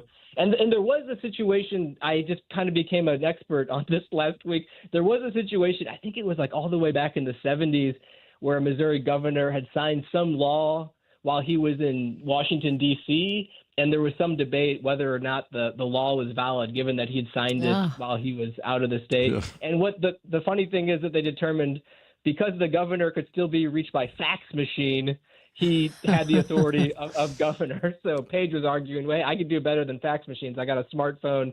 I'll have a laptop with good Wi-Fi. I'm very much able to communicate. So, yeah, really, it's just all these quirks of law and of politics that you never think are going to, be applicable. And then all of a sudden they sort of rear their heads. Well, I was going to ask you what Rita Hurd-Days would have done if she were given the reins of power for 3 or 4 days. But there is something going on. Have you covered this at all, where the new county headquarters would be? We were talking about how it might go out to Northwest Plaza, but now there's an empty building at Lindbergh and Olive that they're looking at. Yeah, so that is funny. These are actually two stories that are tied together. So, yeah, this is I believe it's County Executive, Sam Page, who wants to move county headquarters. I think it's in Creve Coeur, I want to say. Yeah. And there is some debate as to whether or not that can even be done. But it's funny you bring that up, because he was actually worried that Rita Hurd-Days was going to sign the deal with those Northwest Plaza guys while he was in London, because she apparently has some sort of connections to them or is enthusiastic about that deal. So that was kind of the big fear, I think, was that she was going to move the whole county seat of government while he was just away for 5 days. Wow. Yeah, and like I said, no love lost between these two. He's gone in a couple months, so we'll see what happens next. But I think the story I read was, if we buy the building in Creve Coeur and don't have to pay rent, it actually ends up cheaper over the course of 10 years rather than rent the space out in Northwest Plaza. And the question being, what happens to the building in Clayton that they used to occupy that needs to be completely gutted? Yeah, and there's also, too, I think it's written in the county charter something to do with the fact that the seat of county government has to be in Clayton. Oh. And I guess we can argue about what the word seat means. Mm-hmm. So oh my God, moving is a pain in the butt sort of under the best case circumstances. But So true. This seems like the sort of move from hell. Yeah. All right. Well, you can follow these stories and more of Ryan's reports online at stlmag.com. Ryan, thank you so much. Hey, thank you guys. Have a great rest of your Monday. You too. It is 4:34. Time to check back in with Captain Paul, see how traffic's moving along. Heidi, the latest is a crash on 255 East before Telegraph, blocking the two right lanes with traffic slow back to Lindbergh. Estimated clearance time is 5 o'clock. There's a crash on 44 West past North Broadway. 64 East is stop and go from Chestnut to the Poplar Street Bridge, where the two left lanes are closed from the bridge to Barack Obama Boulevard for road work. 64 West is busy in front of Forest Park, and from 364 to the 6470 interchange. In Illinois, 70 West is congested from Exchange to the Musial Bridge. 64 East is running at about 25 miles per hour from 255 to Illinois 157. That's due to construction with lane closures. And there's a stalled vehicle on the 64 East on-ramp from Spady. From the KTRS Traffic Center, I'm Captain Paul Kopsky on the Big 550 KTRS. And now, KTRS weather. I'm First Alert 4 Chief Meteorologist Steve Templeton. Some warmer days are ahead of us. Now, we'll start off Tuesday morning at mid-50s, about 55 for the low, but warmer, breezy, and mostly sunny with a high of 80 degrees. Then Wednesday, partly cloudy, dry, and 80 for the high yet again. Next chance for storms arrives Thursday night into Friday morning. That's the latest from the First Alert 4 Weather Center. I'm Chief Meteorologist Steve Templeton for the Big 550 KTRS. Spring is here, and that means you're going to be spending more time outside and enjoying the outdoors. But your deck, you've been thinking about doing something with that deck for years. Don't wait any longer. Go see my friends over there at Outdoor Living, Big Bend and I-44 in Kirkwood. It's right there. It's been there a long time. At Outdoor Living, the showroom has a great style, great designs. You can get all sorts of options. They'll come out to your house. They'll do a site visit, and when you're ready, they'll build you a deck with metal framing, composite decking, and they will put a 50-year warranty on that deck. That's right. You don't have to worry about staining. You don't have to worry about warping or anything else. All you have to worry about is how much fun you're going to have. They've also got pergolas and fences and patios furniture. Yeah, they got patio furniture at Outdoor Living. Check out the showroom, Big Bend and I-44 in Kirkwood. It looks like the old Denny's. You're in the right place. Or online, OutdoorLivingInc.com for all of your patio needs and a 50-year warranty on that new deck. OutdoorLivingInc.com. Are you ready for tax season? A new administration in Washington guarantees there are changes to the tax law coming. Don't let changes to the tax code catch you off guard. Hi, I'm Jeff Zufall, Senior Tax Strategist and Wealth Advisor at Capital Advisory Group and the author of the #1 best-selling book on taxes, Keep What's Yours, and the soon-to-be-released book, Keeping What's Yours, the Strategic Tax Planning Guide for the One Big Beautiful Bill. For 50 years, our team has helped hundreds of area businesses get their financial plans in order, reduce their tax liability, and stop overpaying their federal and state income taxes. If you're not taking full advantage of the tax law and you feel like you might be paying more than your fair share in taxes, then let us help you plan for 2026 and take advantage of the new tax laws.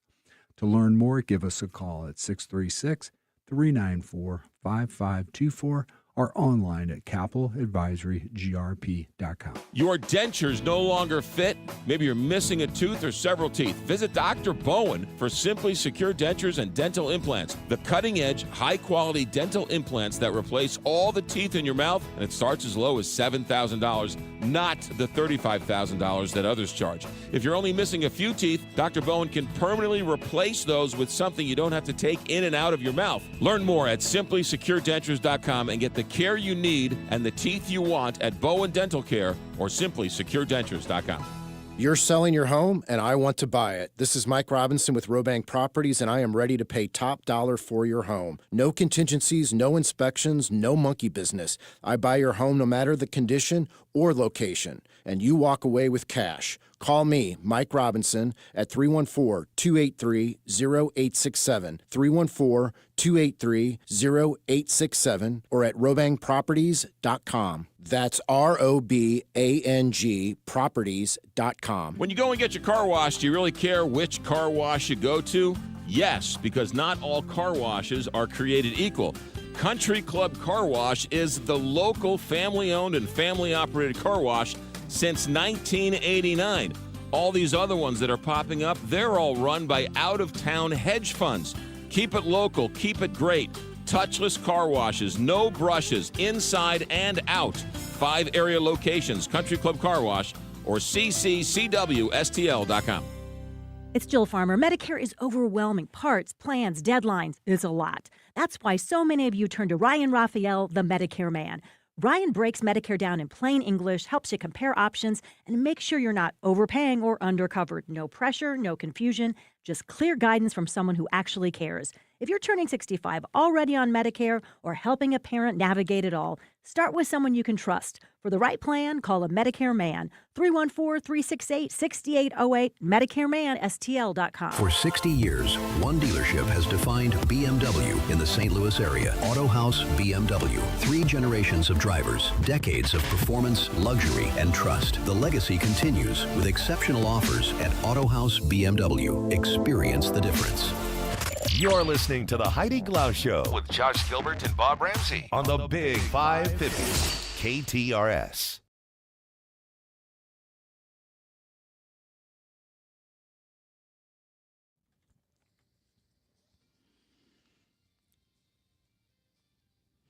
As the deadline for the end of the ceasefire draws closer, where do we stand with those peace talks?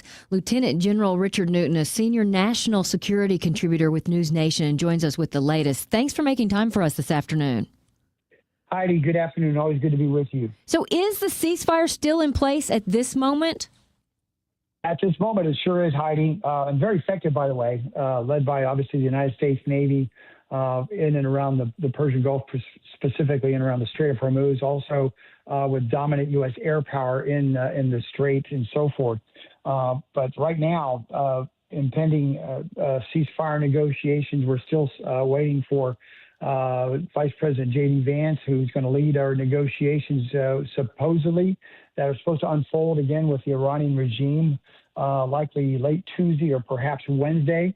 Vice President Vance, by the way, has yet to depart Washington, D.C. and travel to Islamabad, Pakistan. But nonetheless, the ceasefire is still in place. The naval really amounts to a significant economic blockade is still in place. And President Trump's been very clear that he is unlikely to extend the ceasefire if a deal is not reached by Wednesday. And so that's where we stand right now.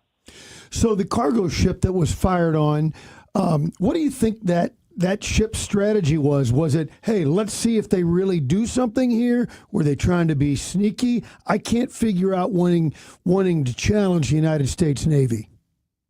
Well, the blockade itself, for very specific purposes, is to prevent Iranian ships, or any ships, for that matter, to go back and forth either in or out of Iranian ports. Yeah. But it's also extended to those ships that are seen as, again, carrying illicit cargo, sanctioned ships. So the ship that was fired upon by the United States Navy, specifically by the USS Spruance, which is a destroyer, a U.S. Navy destroyer up in the Strait, had actually been one of those sanctioned ships by the Treasury Department a year or two ago, and supposedly had been carrying illicit cargo. And so we went after it. We hit the engine room, and then it was boarded by U.S. Marines, much like we saw back in the Caribbean during the Venezuelan crisis and so forth. Very similar to that. The U.S. Navy has a very capable capacity to do that. I think it was effective in warning the Islamic Revolutionary Guard Navy, the IRGC Navy, not to challenge this blockade. Final point is to date, my sources tell me we've actually prevented 27 of these flagships to actually try to break the blockade. They've turned around, but this one decided to try to break the blockade, and it was unsuccessful in doing so. Yeah, not a good idea. Okay, Lieutenant General Richard Newton, News Nation senior national security contributor. When we say fired upon, are we saying shots fired in the air or near them as a warning, or we hit this ship? Yeah, this is textbook 101 in terms of going after the ship, in terms of trying to stop its tracks in the water itself. Went to the engine room. We warned them several times. In fact, the U.S. Navy sailor who was on a speaker and communicating to this specifically Iranian flagged ship told them to vacate their engine room. We're going to fire upon you. We did. We hit the engine room, very specifically targeted. And that is what destroyed their engine capability, and they stopped in the tracks. And then, as I mentioned, it was a textbook boarding of the ship through the United States Marines, and they did so. And so we have now taken control of that ship, and it's under U.S. control at this very moment. And does it have to be towed or, tugboated back to a dock somewhere? Likely what it's going to do, it's going to remain in the vicinity of where the ship actually was stopped in its tracks.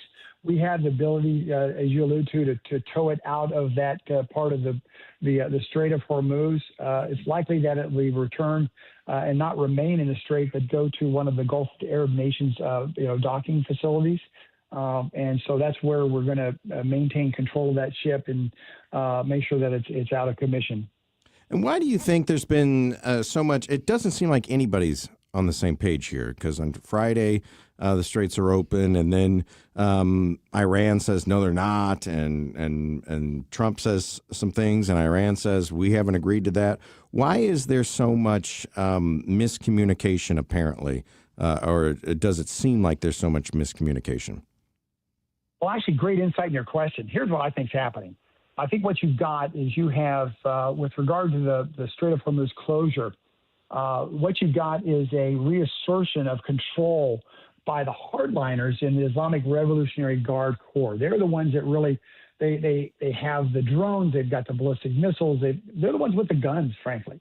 And it's the political leadership of the regime, such as their Speaker of their Parliament, their Minister of Foreign Affairs, who will actually represent the regime at, should we have the next round of negotiated discussions in Islamabad, the next 24 to 48 hours.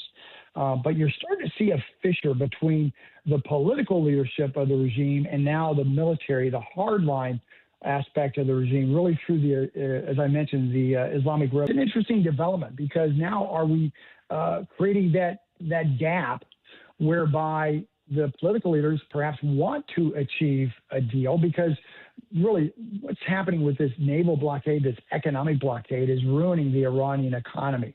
90 to 100% of their economy actually flows through the Strait of Hormuz, whereby the Islamic Revolutionary Guard Corps, what's their objective?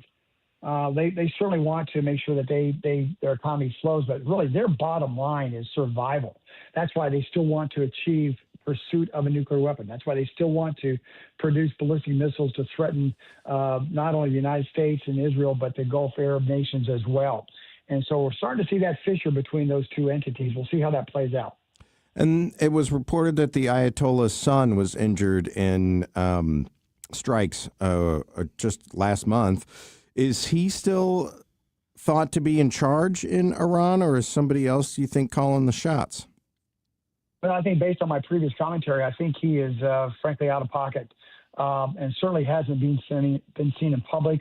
There are reports, however, not been publicly acknowledged yet from our intelligence community in terms of his status, but he's certainly not the public figure that his father was before his father was killed on February 28th, almost immediately during the Israeli attack. And so that has created a gap in leadership.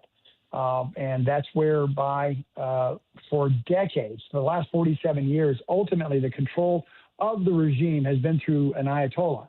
Now that the son, in effect, was the third Ayatollah in charge of the regime itself, is no longer being able to control any aspects of, I believe, the regime itself. That's created a gap now, and that's created an opening for this somewhat of a reassertion by two parties, the political parties in this case. But really, what I'm seeing is the Revolutionary Guard Corps And I don't anticipate the Ayatollah, the new Ayatollah, to really be able to bounce back, as I understand it. So that's going to keep a gap in the leadership, and that's going to be confounding to deal with. However, it could also provide an opening in terms of how we could perhaps resolve certainly the challenge and provide that opportunity for the regime potentially to have the conditions to collapse and allow for the Iranian people to reclaim their country. But we are way ahead of ourselves here in that discussion. But that could see the beginning of that possibility happening. Lieutenant General, President Trump, as you kind of mentioned, again, threatened total devastation if there is no deal. Do the men in power care when he says that? Are you referring to the regime itself? Yes. Presumably? They don't. Again, their bottom line is they just want to survive. However, demonstrated with the air campaign that we had jointly with Israel and certainly now with the United States, although we're on a ceasefire pause, that has demonstrated significant capability and resolve by the United States and by Israel for that matter. What have we done? We've gone after their ballistic missile capabilities, their drone capabilities, but also their development capabilities, their industrial complex, where they're not able to produce in the near future or even the long-term future an ability to produce ballistic missiles and so forth and other capabilities, as well as going after nuclear weapons development capability. We still have work to do there, specifically in remnants of their nuclear weapons development capability, but we've demonstrated to the regime that we have that capability, and President Trump's been very clear. That's why he stated that really time is not an adversary to the United States in this case, that he's not going to, at least he said publicly, he'll unlikely extend the ceasefire. He will not allow for the naval blockade to end and allow shipping just to go back and forth on a whim. This is where the United States is going to stay strong, I believe, and I'm certainly supportive of the president to do so, because at the end of the day, the regime, either on the political side of it or the Islamic Revolutionary Guard Corps, Heidi, the only thing they really understand is power. Mm-hmm. The only thing they understand is United States capability and resolve.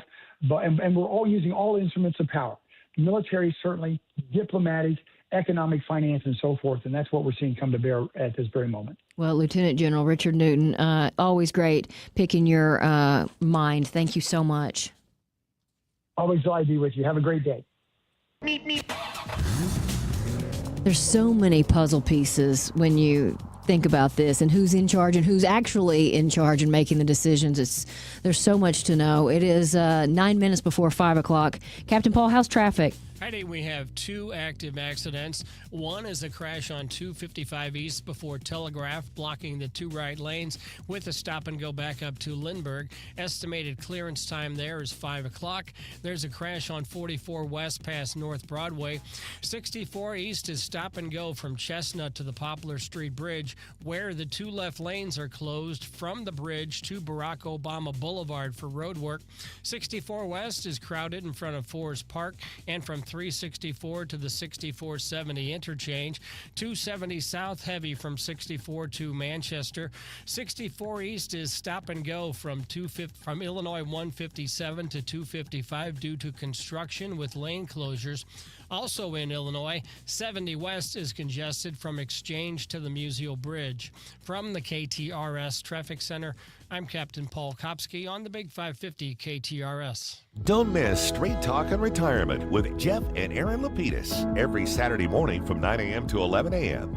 Join this dynamic father-daughter duo every Saturday morning for an entertaining and intimate understanding of the retirement needs you may soon be facing. From decades of financial planning expertise combined with a deep knowledge of healthcare benefits, Aaron and Jeff will give you the Straight Talk on Retirement every Saturday from 9 a.m. to 11 a.m. right here on the Big 550 KTRS. Can I get serious for a moment? Something that is near and dear to my heart, and that is my front yard and taking care of your front yard. Because when you drive by someone's house and it's full of weeds, you think to yourself, oh man, it's very, very simple. You know how much I love to pretend to be a yard dork. You know what I use? Fertilome. I go to fertilome.com and I type in my zip code, and a whole host of local independent lawn and garden dealers show up.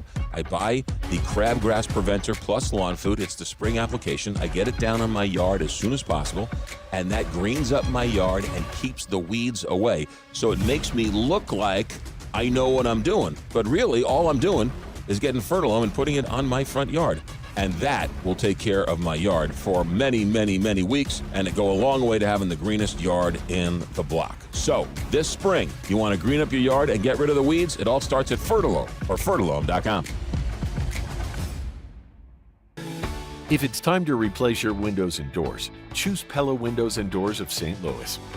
Pella's trusted local experts work in your area and within your budget, backed by the most preferred window and door brand by homeowners. For a limited time, get 20% off Pella projects. Call 833-87-PELLA or visit Pella.com/radio.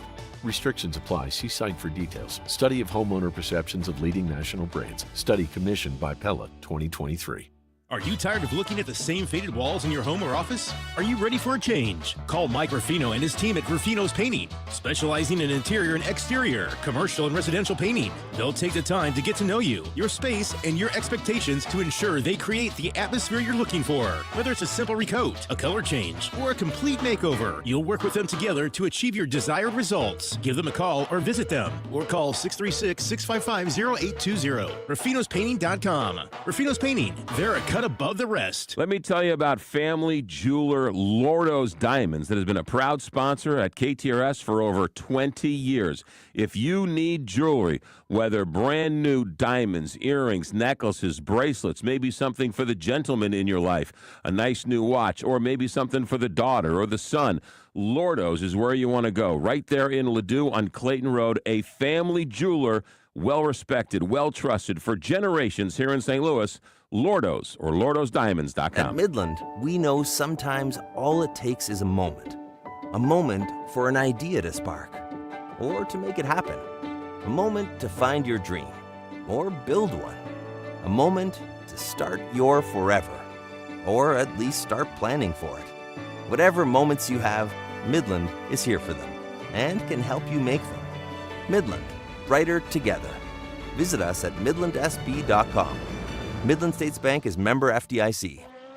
Worldwide Technology Raceway is the only track in America to host a NASCAR event, an IndyCar event, and an NHRA event. The Raceway features a full schedule on their drag strip, oval track, and Gateway Kartplex. For full schedule and ticket info, go online to www.raceway.com. The track, under the leadership of owner Curtis Francois, continues to upgrade the race experience for fans who come from around the country. For tickets, go to www.raceway.com. That's www.raceway.com. Tune in weekly to the Frank and Jill Show to catch the new Illegal Eagle segment featuring renowned attorney Travis Noble of Travis Noble Attorneys at Law. Every week, Travis will join the show for an entertaining segment focusing on legal stories. And news right here on the Big 550. Watch your favorite team, eat your favorite food. It's the Village Bar. You've heard about the world-famous cheeseburger. Stop by and check it out. Even better, bring your friends on your way to the game, after the game, or just watching the game. Food, sports, and a cold beer. We'll see you at the Village Bar. You're listening to the Heidi Glaus Show With Josh Gilbert and Bob Ramsey. on the Big 550. KTRS. Back in the days when I was young, I'm not a kid anymore. But some days I sit and wish I was a kid again. Well, Heidi and Bob, back in the day on this date, April 20th. You guys know what today is, right? Yes. April 20th. 420? Yeah. I don't find it cute. Well, this one's for but you whippersnappers, do your thing. You're real high and far out, aren't you, son? Cool. I was never invited to one of those parties, by the way. Not popular enough. 1912, this one's for Bob. Fenway Park opened in Boston. That's correct, sir. And they won a baseball game today. Today is the Boston Marathon / Oh, right, Patriot you are. Yeah. Day. Yeah. And the Red Sox played the Tigers at 10 a.m. our time. So I guess they run the marathon, and then they have a baseball game right afterwards. I've only been to Fenway one time. It's terrific. I have been once as well, and I was not as excited about it, and so it really blew me away. It was cool. Yep. Oldest operating baseball park. It's older than Wrigley. Mm-hmm. And does it hold up? Have they done enough? They've done it. I think it's better than ever. Better than ever. There's no big steel beam in the middle. I think some of the seats are behind beams, Yeah, but but- don't get that seat, Josh. And I was going to say, if you mess with any of that, you're messing with the whole thing that makes it Yeah. special. Do they have troughs, Bob? I don't recall. Like Wrigley? I don't recall. 1841, the first detective story was published. It was Edgar Allan Poe's Murders in the Rue Morgue. That is interesting. What year? 1841. I'll be darned. 1853, Harriet Tubman started the Underground Railroad on this date. 1902, Pierre and Marie Curie isolated the radioactive element radium. At that time, it was not known to be dangerous. Their daughter ended up dying of leukemia. Oh, boy. And the first commercial use of radium was to paint it on wristwatches to make them glow in the dark. Several of the wristwatch painters also died. Wow. Of poisoning. But not leukemia? Was there a tie there? It didn't say that they died of leukemia. Probably some cancerous. Some sort of radium poisoning. And then we'll round it out with this one. 1959, Dolly Parton released her first single, Puppy Love, when she was just 13 years old. I did not know that either. Those are some good ones, Josh. They were kind of fun. This is a good day in history. Coming up, we're going to talk a little sports with Brendan Weesey. Cardinals look pretty good.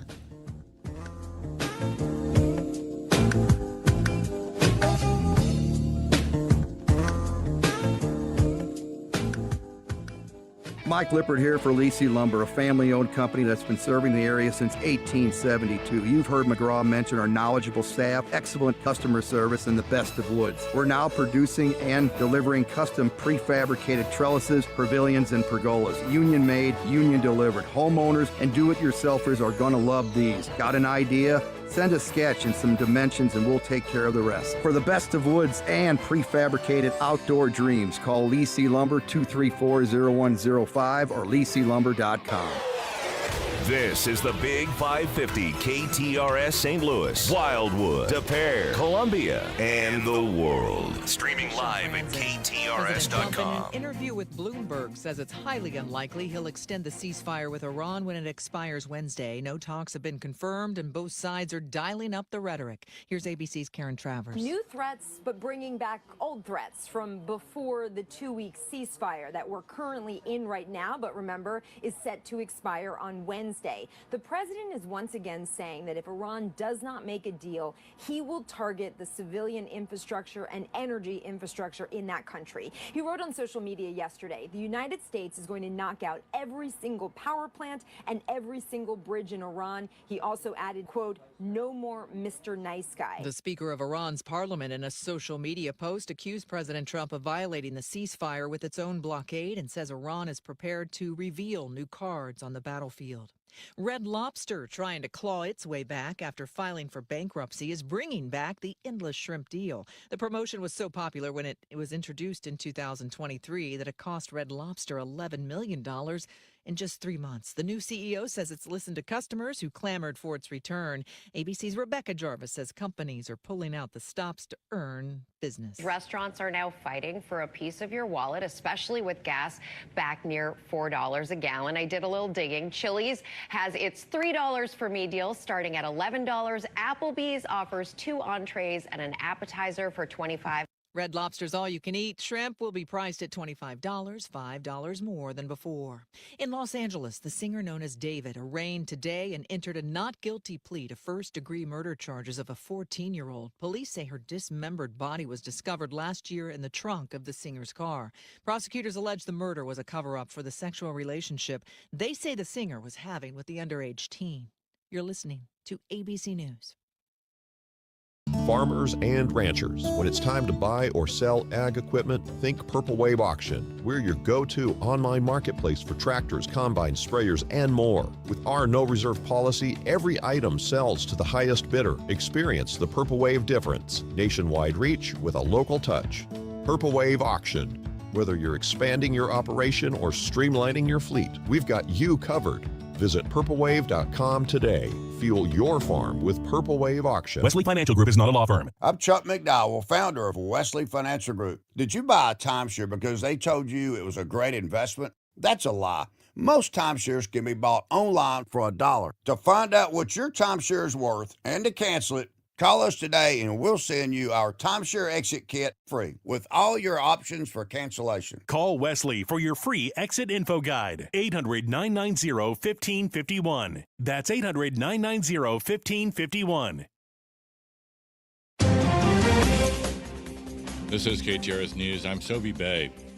5 people face charges after a protest disrupted St. Louis Mayor Kara Spencer's State of the City address. Spencer's speech was delayed Friday night when a group of people began protesting, mainly expressing that more should be done for those impacted by last year's devastating tornado. Officers immediately began removing demonstrators, with 5 being arrested for allegedly not complying. Those who were arrested are 36-year-old Alexis Martin, 35-year-old August Kelly, 28-year-old Caleb Jackson, 45-year-old Izez Bordeaux, and 36-year-old Caitlin Kilgo. The charges range from general peace disturbance to interfering with the police officers in their performance of duty. St. Charles City residents will soon learn the winner of a tied city council race. KTRS's Jill Enders has the story. The winner of a tied St. Charles City Council race will be decided by a random draw at tomorrow night's council meeting. School teacher Chris Kyle tied with incumbent Bill Otto in the April 7th race. City leaders say the race is being decided in this manner to save taxpayers money. A special election would cost $30,000. Jill Enders, KTRS News. Illinois State Representative Amy Ellick and State Senator Erica Harris will host a free senior fraud protection and advocacy seminar. The seminar is aimed at helping seniors understand how to recognize potential fraud attempts, learn how to be ready and stop them, and how to use the Attorney General's Senior Helpline. The seminar will be held on April 27th from 9 to 11 a.m. at Asbury Village in Godfrey. This KTRS Business Minute is brought to you by Walter Knoll Florist. This week is Professional Administrators Week. Walter Knoll Florist makes it easy to say thanks with flowers. Place your order anytime at WKF.com. St. Louis is celebrating new nonstop flights to London. British Airways had its inaugural flight from London Heathrow Airport to Lambert Airport yesterday. The inaugural flight received a warm welcome as it taxied to the terminal, with arriving customers greeted with goodie bags, live entertainment, and British-themed refreshments. Departing customers were also treated to a cake and ribbon-cutting ceremony to mark the historic moment. And now this look at the markets is brought to you by JBL Financial. Tune in to Straight Talk on Retirement, Saturday mornings, 9 to 11. Wall Street at the close today, Dow Jones dropped 5 points to finish at 49,442. NASDAQ down 64 points to close at 24,404. S&P 500 down 17 points to finish at 7,109. Time now to check sports and traffic with Captain Paul Kopsky.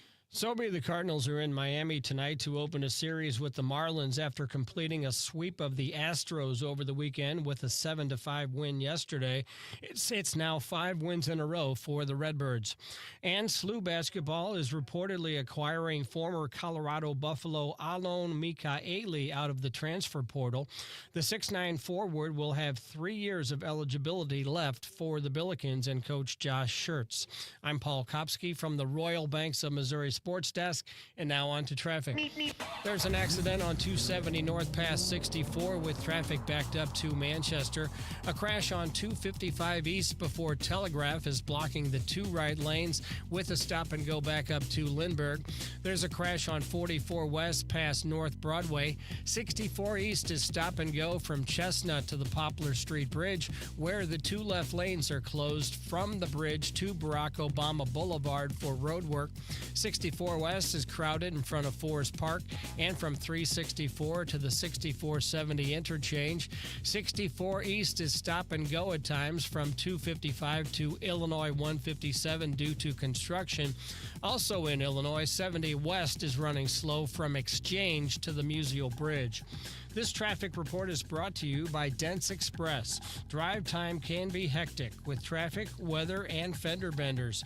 Dents Express can help with hassle-free dent removal, minor collision repair, and hail damage repair.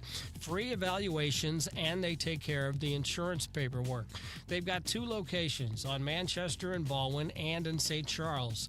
DentsExpressSTL.com. From the KTRS Traffic Center, I'm Captain Paul Kopsky on the Big 550 KTRS. Thank you, Captain Paul.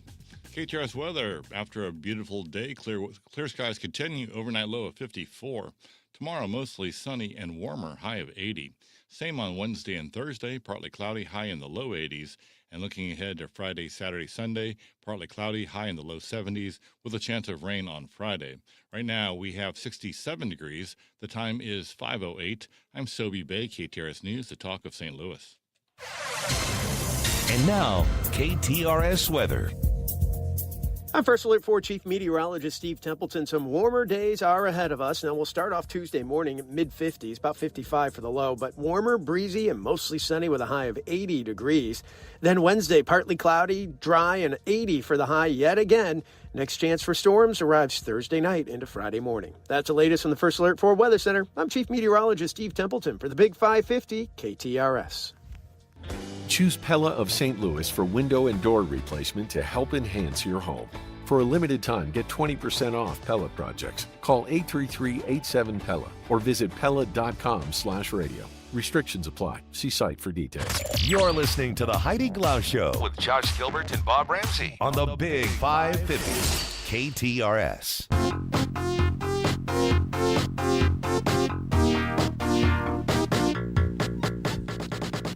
The Cardinals are on a bit of a roll. KTRS Sports Director Brendan Weese is back to talk sports. What are your thoughts on our Cardinals sweeping the Astros? Pretty impressive. I don't know how else to look at it.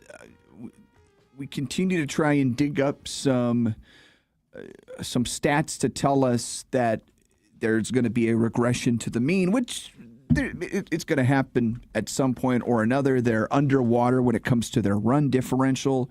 So that's one thing, but I got to tell you, they're a fun team to watch.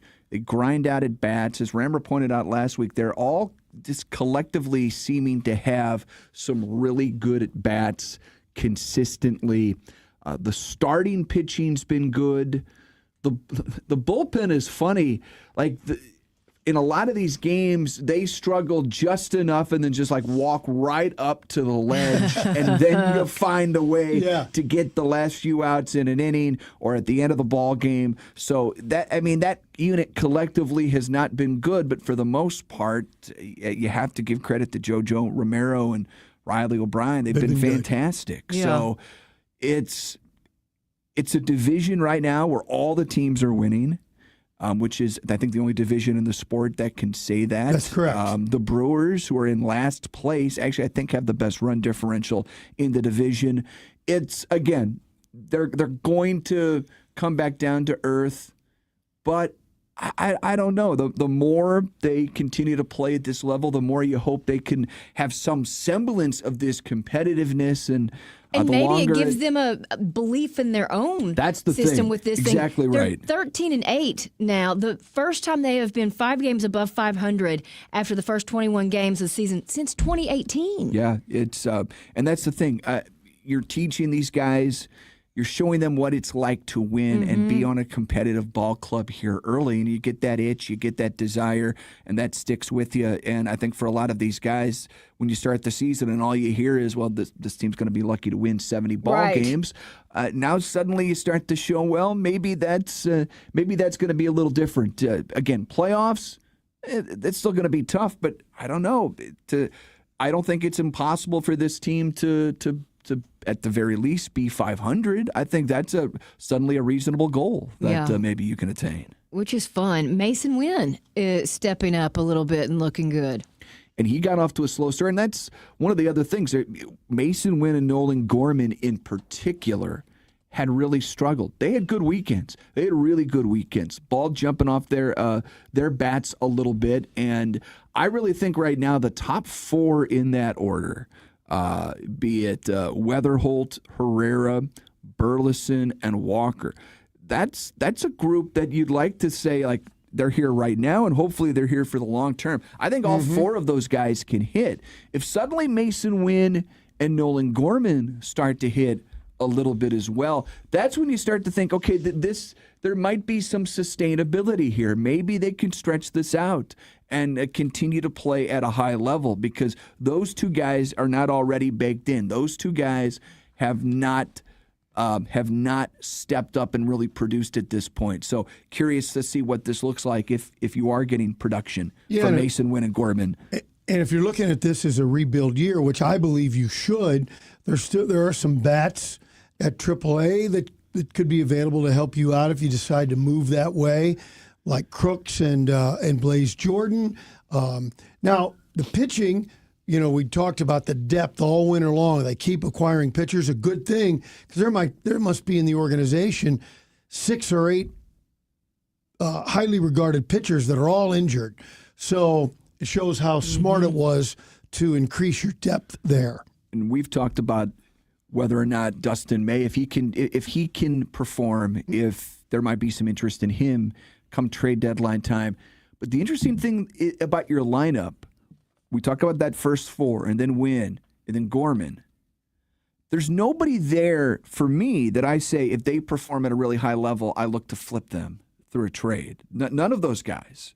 They're all really young. They're all really young, and that's the exciting part of how this team has done it so far. They've all done it with the parts you think are going to be here for a while. You're not looking at a 33-year-old in the middle of the lineup. Right. That's everybody is young. I mean, the closest thing to a veteran is Burleson. 27? Right, yeah. And so maybe Burleson. But I don't think there's anybody there that you'd actively look to move via a trade. So that's another exciting aspect of what they're doing. Absolutely. So the Blues are finished for the season, but I just read that Blues coach Jim Montgomery planning on camp being a little harder to avoid the slow start. You have to, and I don't know what that involves when it's all said and done. I don't know how you change things in camp, because now he's had a camp. A lot of other guys had camps that when you came on when you're on the other side of it and the season starts, you don't perform at a high level. So I'm not sure what that solution is, but you do have to find it. You do have to discover what this team is capable of in October and November to help reverse that trend. Otherwise, again, those games count as much as the games played in February and March and April. And I'm as guilty as anybody is looking at those early games. It's like it's tough to really get into hockey when you've got football going on and baseball playoffs going on. It's a tough time. But for the players, they can't be worried about that stuff. They've got to come out. This team's got to find some answers as to why the slow starts have been so prevalent. And then it just gives you a safety net. If you just go out there and just play 500 hockey. The problem is the Blues, you look up and they've got 2 wins in 10 games to start this season. Yeah. And then suddenly you're immediately digging out of a hole. Okay, next year is a ways away. What about the draft? Is there a Connor Bedard-esque player in this year's draft? And what is the chance that the Blues will get the number 1 overall? They're not. I think we know that now already, that they're not getting that significant of a pick. And I think that was... I guess it's not guaranteed, but I don't. The odds of them getting one of those top elite selections is like 3.5%. Is not very good. Right, yeah. It's not very good. And is there another Connor Bedard out there? I don't know. I don't think there is right now. The Blues always seem, whenever the Blues draft high, it seems like all of the best picks were either the year before or the year after. Yeah. That's happened to them a lot. Remember Eric Johnson? It's been a thing for the Blues. So I wouldn't be too worked up about that. They've got a lot of good young players in this organization right now that are ready to start contributing to this team. What about the Battlehawks? What about City SC? Battlehawks, they lose. They're now 2-2. We'll talk about them tonight on the show. Their quarterback completed less than 29% of his passes. It was he was like 2 for 10. And if you take away the 75-yard run after the catch from Butler, from Butler, he was 2 for 10 for 9 yards. Oof! It was worse than that when it was all said and done. It was really bad, and the Battlehawks and just the league in general at times appears to be a little offensively adverse. They do run the football pretty well, so that's a plus. But, yeah, I think they need to find some answers at the quarterback position. Head coach Ricky Krull, certainly something actively they're trying to figure out. So the Battlehawks are 2-2. City SC, they lose badly Saturday night at Seattle 4-1. Probably their worst game of the year so far. Seattle's very good. The one good thing to come out of the game, Edward Leuven back, making his return, his first action of the season. He was in the game for about 60 seconds and scores a goal right out of the box. So that was pretty cool to see. But there's work to do. I think City had made some progress here lately, so not going to make too much of that. When you lose to a team like Seattle, who I think is going to be they're going to have a say at the very top of the conference. There's nothing wrong with that, but certainly work to do. Yeah. What's coming up tonight? You said we'll talk some Battlehawks stuff for sure. We'll also there's a question I have, and maybe one for you, Heidi, and everyone, and Rammer and Josh to ponder. Inside the state of Missouri, who would be the most hated opponent, most hated rival? Whether it's college sports, pro sports. And it's not St. Louis, it's not Kansas City per se, but it's in the entire state. Who would be the most hated rival? Of whom? Think about. Just pick a rival. Anybody. I mean, I'm thinking high school immediately. CBC and DeSmet's pretty rough. I'm talking about outside the state. Okay. Outside the state. I thought you were talking in the state, outside the state. But so if you're a team, if you're Mizzou or you're the Cardinals, St. Louis or and you're the Chicago. Royals, right? Exactly, something along Got those it. lines. So Mizzou, Kansas has got to be number one. Maybe, right? But In what anything. about the Cubs? What about the Cubs and Cardinals? I think that's a benign rivalry. Missouri fans and Kansas fans really hate each other.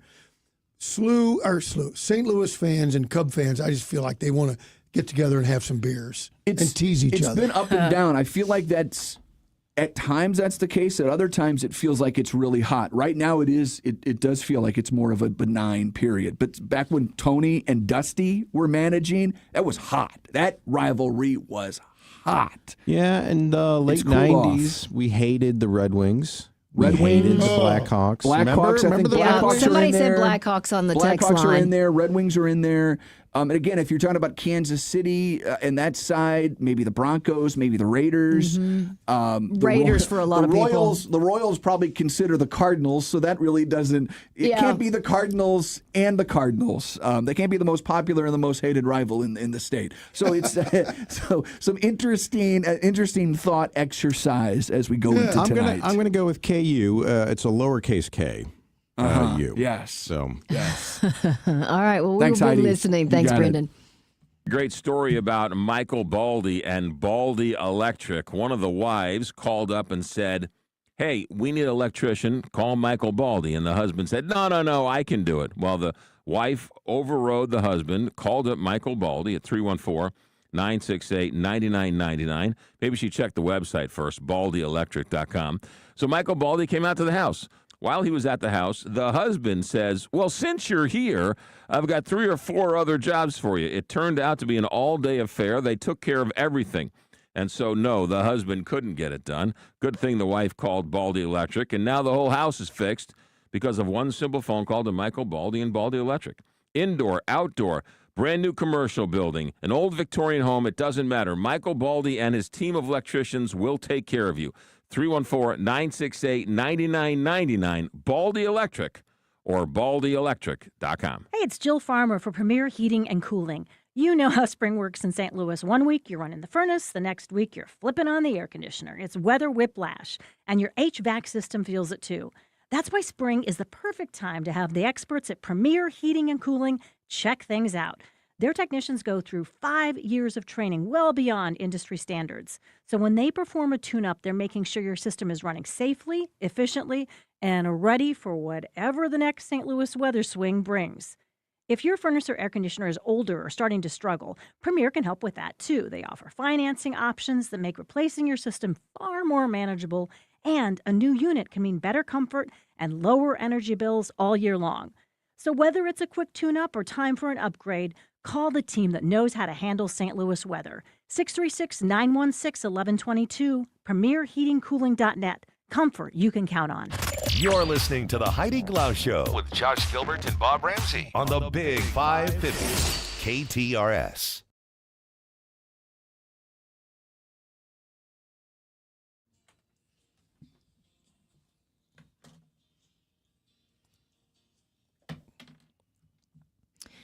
NASA is wasting no time already preparing for the next lunar launch. Xavier Walton, national correspondent with News Nation, joins us with the latest on Artemis 3. Thanks for making time for us.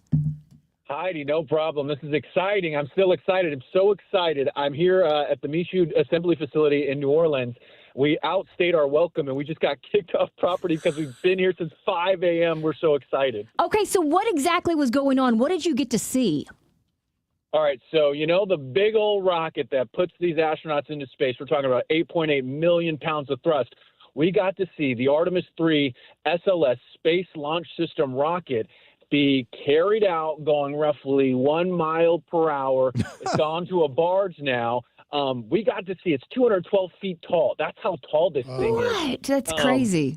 We got to be right up close, firsthand, watch it being carried out from the facility, the assembly facility, and now it is on its way soon, in the next, day or two. It's going to be on its way to Cape Canaveral because the next Artemis 3 launch, that's going to be 2027, mid-2027 is what they're aiming for.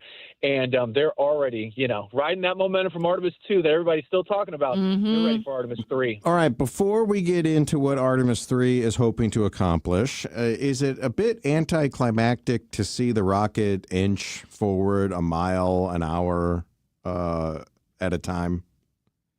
Considering about 10 days ago, I was talking about how, it's going to be going, Orion's going to be going 25,000 miles per hour. It's going to go like New York to LA in 6 minutes. And now I'm talking about less than 1 mile per hour. Yes, you could say it's anticlimactic. It also took about 4 hours to go 2 miles. So it was going at a snail's pace. But I mean, when you're working with that much equipment, you're going to want to take your time. I'll put it that way. Absolutely. Xavier, is this to simply keep the momentum going? Because as you mentioned, the launch isn't until the middle of next year. So it's not. This is not by accident. In fact, I went inside the assembly facility and I already saw hardware for Artemis 4 and Artemis 5 missions. They said they had pieces of hardware for Artemis 6. What? This Artemis 3 was already being prepared. The SLS rocket was already being prepared years in advance. But this is how quickly they work. And it's just amazing to see that this is how it panned out. Like we were literally, I just saw a video of what Reed Wiseman has posted, the commander of Artemis 2, of EarthSat from behind the lunar surface. And we're already talking about Artemis 3. It is amazing how well they've planned this. NASA has. I do think part of it is they're trying to keep the excitement, but also they had this on the books already. Yeah. So what is the plan for Artemis 3? Great question. So it's going to be a lot different than Artemis 2, right? It's still going to be a crewed launch, but they're not going to the far side of the moon. They're not going to the lunar surface. But what they are doing is it's going to be a precursor for humans' return to the lunar surface where we land on it. So what they're doing, they're going to test key docking and rendezvous operations with their Orion spacecraft and their commercial lunar lander. So what that does is that sets up for Artemis 4, which is going to be early 2028. And that's when, if everything goes as planned, humans are going to be back on the lunar surface for the first time since Apollo. So this is like, my generations, I like to say it's my generation's Apollo is Artemis. So I think I would say, and probably represent some others, wait a minute, why are we doing all this testing? We've already done it. Is it because it's all brand new equipment and new technology? Yes and no. So they're still using, some of the systems from the past, but, they want to test things out before they do it. So it's some of it's different, but some of it's still the same, if that makes any sense. And I also got to tell you, I'm just a journalist. I'm just a reporter. I'm not a rocket scientist. I'm not an engineer. Yeah. But the plan is to do this in increments and steps, right? So the first big step was to see Artemis 2 if the Orion spacecraft could even handle getting out there and coming back. Check. Now they want to check out the lunar lander and also the spacecraft and the lunar lander to see if they can work in low Earth orbit. Okay, so that's Artemis 3. Then Artemis 4, they're going to put humans back on the moon. And then hopefully Artemis 5, that's when, the big grand finale, at least for now, they want to start building that lunar base. This is a giant rocket, and we all saw it a couple weeks ago when it went up into space. How are they going to get, if it's going 1 mile an hour or less than that as it rolls out, how are they going to get it to Florida from New Orleans? Great question. And it's so funny. I was told from NASA leadership it takes anywhere from 7 to 10 business days. I laughed when I heard that. I said, 7 to 10 business days? What is this? But no, so right now I can tell you that this massive rocket is sitting on top of NASA's Pegasus barge, and it's going to float all the way to Cape Canaveral, which is pretty remarkable to think that, all these years later, that's still the best way to transport this rocket. But it's going to take anywhere from 7 to 10 days. I just got done talking to somebody with NASA, and they said right now it's on the barge, and the way they painted this picture of it. So they were saying they've got it on the barge. It's like if you're moving something like the couch and your fingers are underneath the couch and you're trying to remove your fingers now from the heavy couch. Right now, they're in the process where they're trying to remove their fingers from That is the a great SLS description. rocket. You know what I'm saying? Yep. That's the way they described it to me, and I'm sitting there thinking, oh, my gosh. You know how many times I've pinched my fingers doing that? Okay, well, here's a dumb question, Xavier. I just assumed that they built them in Florida. Why do they build them off-site just to transfer them around the Florida peninsula? Not a dumb question. It is a very great question, but I think where all the parts are coming from, this facility, the Michoud Assembly Facility here in New Orleans, I mean, it's 43,000 acres, I think. It is a massive undertaking. We got to go in there. So they have all of these different facilities within the one major facility, and they're putting it all together. Now, what they do once they get it to Florida, they test and do everything. So they're doing it in parts. Why they don't just do it all in Florida? That is a great question. I wish I had the answer. I'll be completely honest. I don't know. That would be smart. But I'll tell you this. I found out today because they make the heat shield here in New Orleans at this facility. And I said, well, so you mean they actually create a testing environment where they have 5,000 degrees Fahrenheit, twice as hot as molten lava, to test the heat shield? And they said that actually takes place at the NASA Ames Research Center in California. So, I mean, it's all over the country. And, parts of it are coming from Huntsville, Alabama, too. Yep. But it is amazing to see what a little, good old-fashioned relentlessness, ingenuity can do here in New Orleans. So true. Xavier, thank you so much for reporting on this. It's an exciting time in our space race once again. It really is. Thanks for having me. Yeah, that is so cool. I just finished Atmosphere, which is a novel, but it's all about kind of space and this astronaut and how people are going through the program at NASA. And I could not have read it at a better time because you're watching the splashdown, and now we're talking about Artemis, and it's just a fun book. You can find Atmosphere at St. Louis County Library and check it out. You can find all kinds of books about space travel, the moon, all of it at St. Louis County Library. But they're constantly doing so many great things. I mean, you have all kinds of author events with some of your favorite authors coming to town just to be in conversation, or maybe you want them to sign your book. That's one of the many things St. Louis County Library offers. You've also got the Library of Things, which is just that, all sorts of things like binoculars or pickleball equipment, so you don't have to go out and buy it, not knowing whether or not you're going to stick with it. You've got the Emerson History and Genealogy Center. You've got a Teen Creative Lab. Whatever it is you're looking for or your family is looking for, chances are you'll find it at St. Louis County Library. So you can learn more at slcl.org.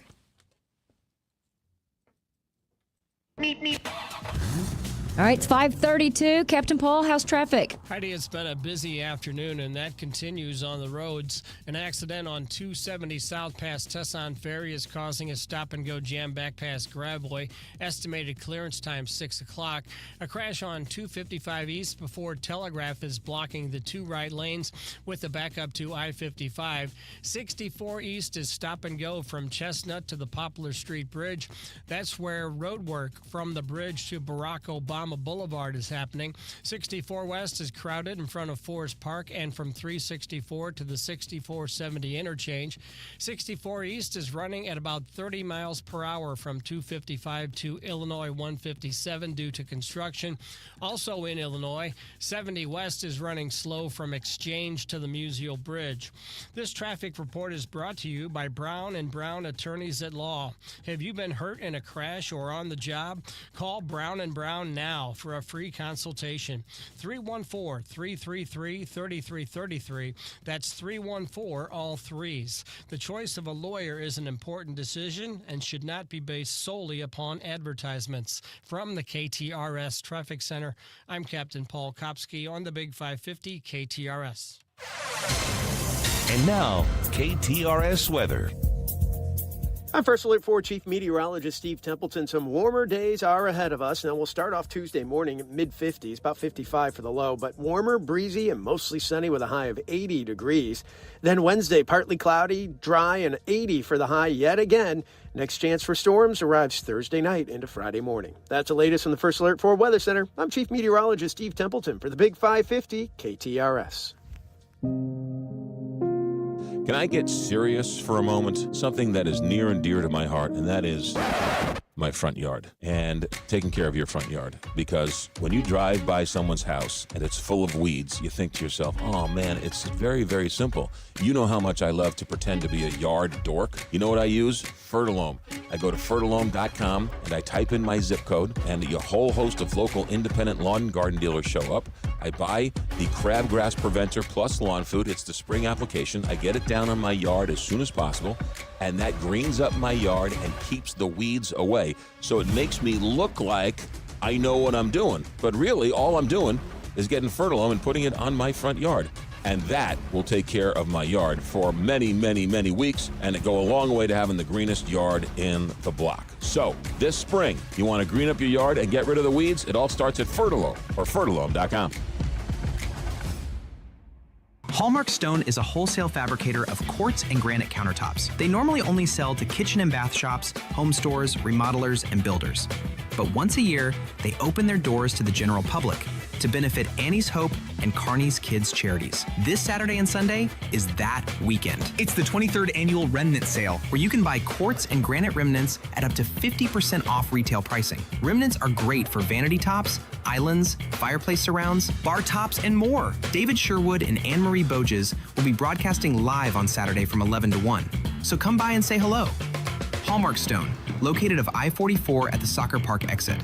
For directions, call 636-349-1288. Or better yet, check out their website at hallmarkstone.com. Enjoy extreme savings while benefiting local charities. What a great combination. Stop by Hallmark Stone's 23rd annual Remnant Sale this Saturday and Sunday. For more information, visit hallmarkstone.com. So here's the deal. If you're driving around and you've got some dings and dents and you start to notice them now a little bit more because the sun is out and you're driving, wait a minute, hold on, I didn't see that before. Guess what? You need to get to Dents Express. They've got 2 locations on Manchester, in Baldwin, and in St. Charles. Whether it's dent removal, hail damage, minor collision, they'll work with your insurance company, handle all the paperwork, and then when it's ready, they'll come call you and you can come pick up the car for 30 plus years. Dents Express. STL.com. I'm Farmer Dave, and here's my good friend and owner of MasterCars Inc., Alex Rosenberger, with today's hot MasterCars Inc. deals. Thanks, Farmer Dave. That time of year, we are very busy. That means we're selling vehicles faster than I can acquire them. We're aggressively purchasing unique, interesting, and pristine vehicles. I love to buy Corvettes, Vipers, Porsches, and the like. We buy luxury and performance vehicles daily. Got one to sell? Call us or hop on our site. Owe money on it still? No problem. We'll make the payoff and cut you an equity check. I'll buy classics and motorcycles too. We'll even buy entire car collections. I'll come to you if it's easier. We make it quick and simple. Of course, I've got great ones to sell too. All hand-picked by me, thoroughly vetted and serviced. So if you're buying or selling, give us a call or visit our site today.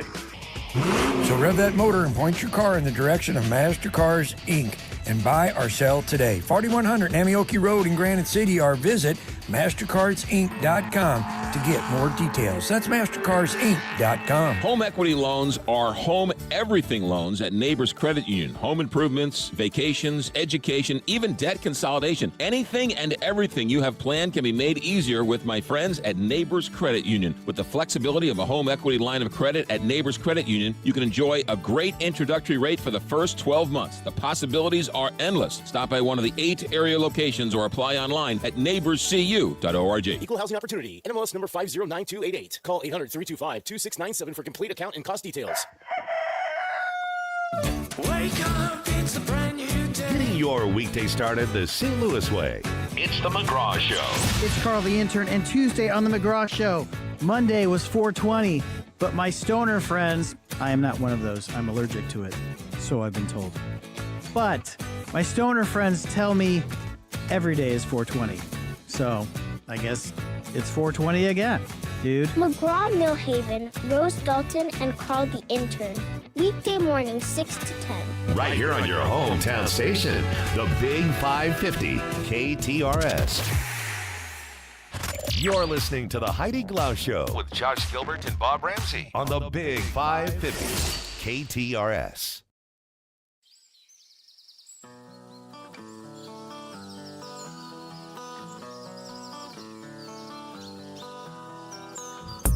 Well, let's talk a little entertainment news.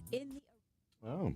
What That was we had dual universes. I was going to say, That whoa. was weird. Let me fix something. Okay, you fix something. Do you want me to go ahead and talk? Yeah, go ahead and Alternative talk. universe there. I was kind of like, nobody needs that much Heidi right there. So Cher has a new granddaughter. A 16-year-old new granddaughter. Whoa. A former model named Katie Edwards apparently had a child with Cher's son, Elijah Blue Allman, in 2010. He didn't want to be a dad, was never really in the child's life. He never even told Cher about it until he suffered an overdose in 2021. She didn't believe him at that point. She finally contacted Katie last June, and she confirmed it was true. Katie says, quote, when she heard the news, she was speechless. Cher told her family, oh, my God, I'm finally a grandma. Cher got together with her granddaughter, whose name is Ever, last September. Katie says she's lovely and kind and like a kid herself. Katie is the granddaughter of legendary actress Julie Andrews. What is happening? Right? What? Speaking of Elijah, he got back into Ever's life in 2023, but he's still battling his demons. Cher just filed to place him under conservatorship. I just saw that. I was going to ask. Yeah, his drug dependency is at its very worst. Oh, it's horrible. So let's talk DNA. Yeah. How about it? DNA of Julie Andrews and Cher. The kid's got to sing. She has got to be super talented, right? Got to sing. Yeah, we'll see what happens. I don't want to with sing. her. I don't care. Yeah, Get on stage. You're singing. Yeah. Madonna made a surprise appearance during Sabrina Carpenter's Coachella set on Friday night. I have to say, we watched it a couple of times because you could watch all of Coachella on YouTube. You know, they call it Couchella. Yes, they do, which I think is hilarious. I'm stunned that they actually allowed this to happen. Obviously, They've done it for a couple years. Yeah, I don't have a chance to go to Coachella. I don't even live near there. I'd have to fly out there. It's so expensive or whatever. They just give it to you for free.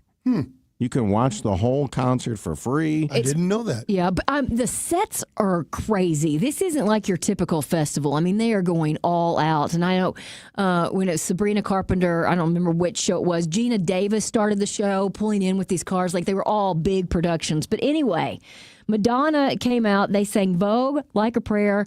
Madonna debuted a new song, which was apparently called Bring Your Love. Madonna told the crowd that it was 20 years ago to the day that she appeared at Coachella and performed Confessions on Dance Floor Part 1 for the first time in America. After the show, Madonna released I Feel Free, which is the first official single from her upcoming album, Confessions 2. It comes out July 3rd. Justin Bieber's second set included duets with Billie Eilish, SZA, Big Sean, Sexy Red from St. Louis. And Billie Eilish was just losing her mind. They showed an old video. I saw that. Of Billie, like, when she was a kid. Loving Justin Bieber, and then she got kind of pushed on, and she was just losing it like she was a kid again. When she was a little kid, a super fan. Yeah. And apparently still is. Uh-huh.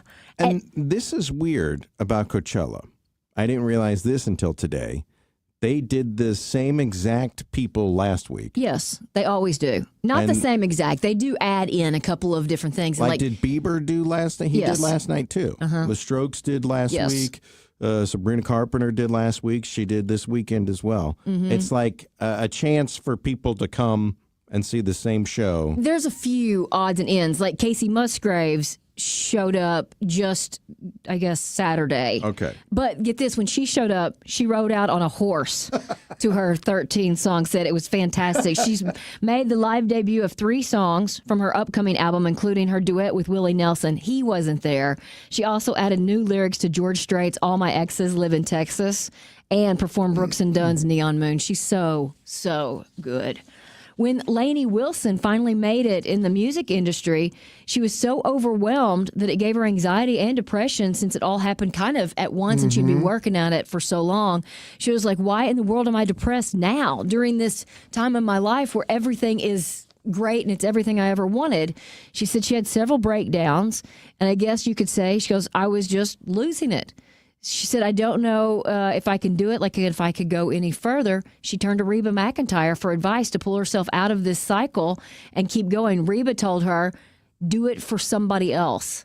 And that's what Ooh. she kind of That's good. has started. It's one of the many things that she talks about in her new documentary, Lainey Wilson, Keeping Country Cool, which premieres Wednesday on Netflix. I think that'll be a good one. I think I've read about that where success comes, doesn't have to be in entertainment. And you almost feel like, because you feel the same, now everything around you's changed. You almost feel like you're a fraud or you don't deserve it. Yeah. Your sister probably knows all about I'm that. sure she And can. the- That imposter syndrome is what a lot of times it is. Oh, is that what they call it? Yeah. Okay. And so anyway, I think And you that don't believe it. Yeah. You don't believe it's No, happening that you to deserve it finally. Right. Also, your entire life changes overnight. Yeah.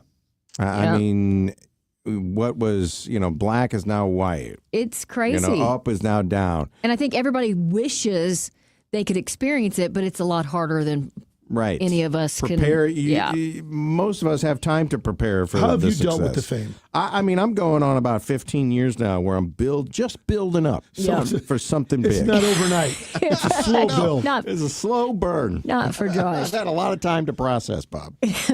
Well, country singer Ella Langley just scored her first #1 album with Dandelion. She's been on fire for a while. Natalie Portman is pregnant with her 3rd child. It's her first with her partner now. She has 2 other children. Yeah, she got divorced not too long ago. Well, it's been longer than years, that longer long than I ago. think. Yeah.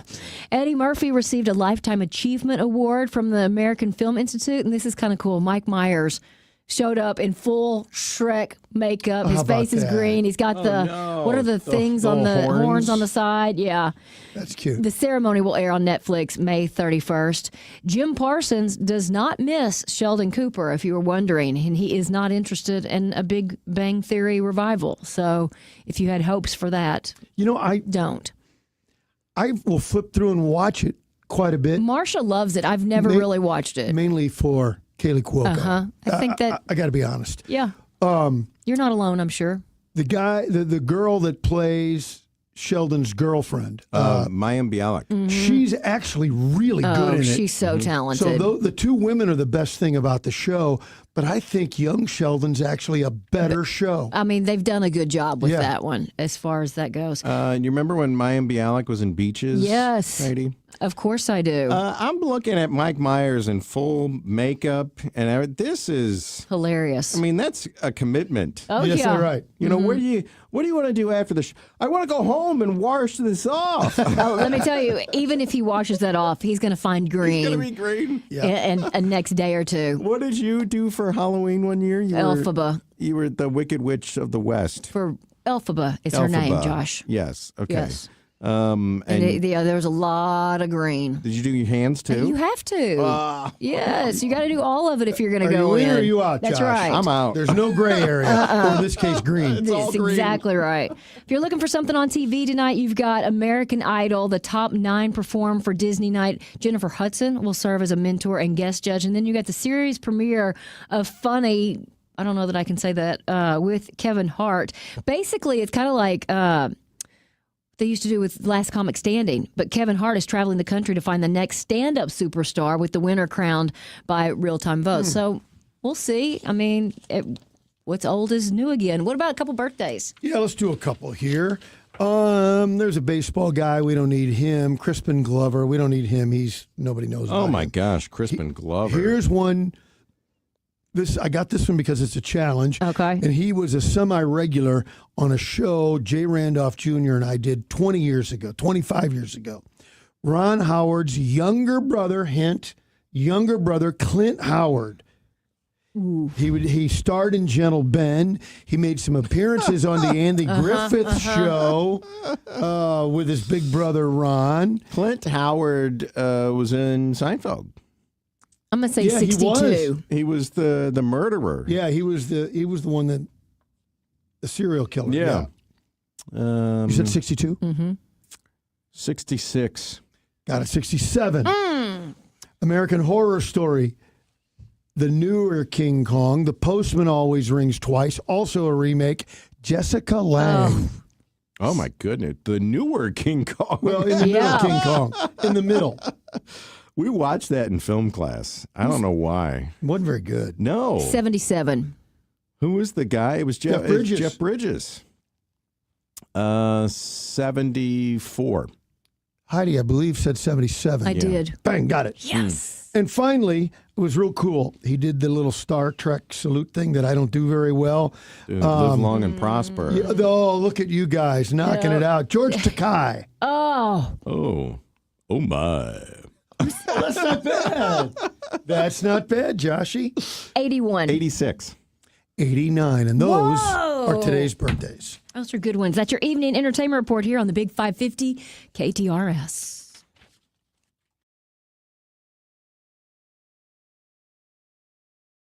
Hey, Anne-Marie here, host of the Inside Out Show and owner of Anne-Marie Design Studio for Black Fox Cooper, St. Louis's premier Andersen certified contractor. That means every window they install meets Andersen's exacting quality standards, and the installation is guaranteed for 2 years, in addition to the 20-year warranty on the glass. With over 20 years of experience and knowing our climate, Black Fox Cooper will install the optimal windows to keep your home comfortable and efficient year-round, and most projects are completed within a day or two with minimal disruption to your daily routine. Call 314-270-1484 or online at blackboxcooper.com. You know, that honey-do list isn't getting any shorter, and you got to make a dent into it. Can I recommend going somewhere to helping you out? Schnarr's Hardware. Schnarr's Hardware has 2 locations, one in Webster and one in Ladue. One great family, 2 great hardware stores. Schnarr's Hardware. When you walk in with that list, you say, okay, I think I know how to do this one, but these 3 I need help on. And you know what? The people behind the counter at Schnarr's Hardware, that's what they do best. They have the expertise, so they can help you with electrical, help you with plumbing, painting, really anything at Schnarr's Hardware. They're small, they're compact, but it's that friendly neighborhood hardware store that has been the way it's been here in America for years, right? You remember when your grandfather took you to the hardware store. That's Schnarr's Hardware. The popcorn and the advice are free. So when you go to Schnarr's Hardware, 2 locations in Webster and in Ladue. Don't forget about the website, schnarrshardware.com. So for all your hardware needs and that honey-do list, Schnarr's Hardware or schnarrshardware.com. Explore how you can manage your money day or night with convenient digital banking tools from Royal Banks of Missouri. No matter where you are, you can cross banking off your to-do list with a variety of features available at your fingertips. Monitor your accounts, deposit checks, schedule bill payments, plus more, anytime, anywhere. Visit RoyalBanksofMo.com or download the Royal Banks of Missouri mobile app to get started.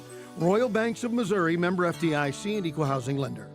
When you want to send flowers to a loved one for a birthday, anniversary, or that special occasion, call your friends at Walter Knoll Florist. Walter Knoll is family-owned and operated and offers custom designs by expert designers. A huge inventory and selection that only the largest florist can offer, with quality and care that no grocery store florist can meet. They have several locations in the St. Louis metro area to serve you. Order online today at WKF.com. That's WKF.com. Walter Knoll Florist, your personal florist since 1883. Your dentures no longer fit? Maybe you're missing a tooth or several teeth. Visit Dr. Bowen for Simply Secure Dentures and Dental Implants. The cutting-edge, high-quality dental implants that replace all the teeth in your mouth, and it starts as low as $7,000, not the $35,000 that others charge. If you're only missing a few teeth, Dr. Bowen can permanently replace those with something you don't have to take in and out of your mouth. Learn more at simplysecuredentures.com and get the care you need and the teeth you want at Bowen Dental Care or simply securedentures.com. You're listening to the Heidi Glaus Show with Josh Gilbert and Bob Ramsey on the Big 550 KTRS. 8 minutes before 6 o'clock, let's get one final check of traffic with Captain Paul. Heidi 64 East is jammed from 14th Street to the Poplar Street Bridge, where there's road work from the bridge to Barack Obama Boulevard. We have debris on 64 East past Grand in the left lane. 64 East is running at about 40 miles per hour from 255 to Illinois 157. That's due to construction with lane closures. Also in Illinois, 70 West is crowded from Exchange to the Museo Bridge. This traffic report is brought to you by the Rockwood School District. Are you looking for a new part-time or full-time job opportunity? Consider Rockwood School District with openings for custodians, cafeteria workers, and groundskeepers with great benefits, competitive pay, and flexible hours. Apply online at rsdmo.org/jobs. That's rsdmo.org/jobs. From the KTRS Traffic Center, I'm Captain Paul Kopsky on the Big 550 KTRS. Well, I tell you, Connor, he works in the mornings. He left early today because he had a toothache. A toothache that lasted Never good. all weekend long. Yeah, it's a tough one. And he said maybe he got 40 minutes of sleep last night. Yeah. Okay. It kept him up. He should have said, Josh, what's the number to your dentist again? 636-333-6150. And he would say, how many locations do they have? And I would say, well, they have 3. Thanks for listening to the radio. 3 locations, Florissant Dental Services in Florissant, STL Mid-County Dental in Creve Coeur, and now the brand new office out in Lake St. Louis. Lake St. Louis Dentistry, half mile from 4064. Send them to that one. It's new. They might have a spot for you today. You can find them online at lakestlouisdentistry.com. And again, give them a call, 636-330-6150. You should never lose sleep over a loose tooth. Give Lake St. Louis Dentistry a call and look them up at lakestlouisdentistry.com. A new game day favorite is coming to Busch Stadium on Saturday, April 25th, when the Cardinals host the Seattle Mariners. That day, fans take home a Victory Blue Cardinals crewneck sweatshirt presented by Purina, a light and easy style that's perfect for spring and designed to fit right into your everyday wardrobe. Available in medium and extra large while supplies last. A limited look you'll want to wear again and again. Tickets and info at cardinals.com/promotions. This is Jose Fermin. Get your tickets now at cardinals.com. Every Sunday home game is a Kids Sunday at Busch Stadium. From Team Fred Birding games to a kid-friendly DJ, ice cream, and family favorite activities. Sundays are built for young fans. Plus, select Sundays feature kids run the bases after the game. It's a day made for smiles, memories, and Cardinals baseball together. Make Sundays your family tradition at Busch Stadium. Tickets and details at cardinals.com/KidsSunday. Hey, it's Julie Buck for our friends at Triad Bank. They are a full-service financial institution, and they've been in St. Louis for over 20 years with 2 locations, one at Clayton and Lindbergh, and the other one just west of 270 on Olive. If you've got your own business and you want to have a better banking experience, look no further than Triad Bank. Their mission is to provide a wide range of commercial and personal banking services to you and your business. For more, go to triadbanking.com.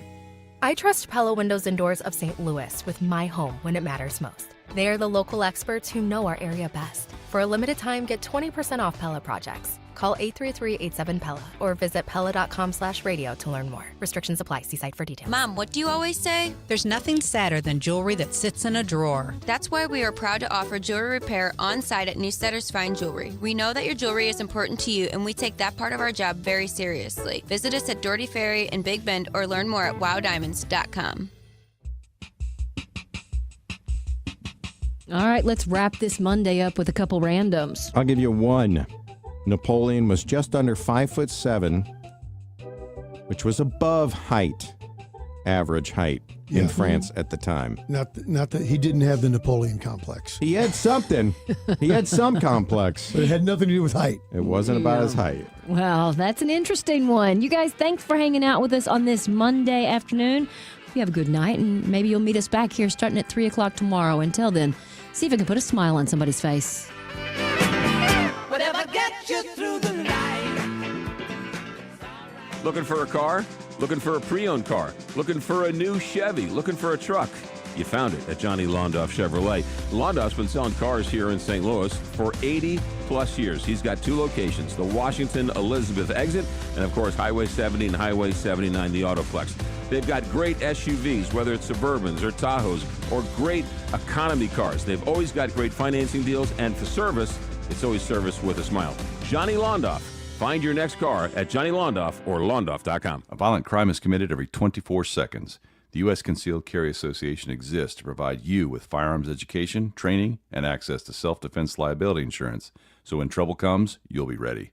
Over 800,000 Americans trust the USCCA, and right now, there's an exclusive, limited-time offer for radio listeners. Go to defendfamily.com to get a free family defense guide, a survival secrets training video from a retired FBI agent, and see all the benefits of membership. Go to defendfamily.com now. Introducing Home Care Plus, a new subscription service from Lowe's that helps make life easier by giving members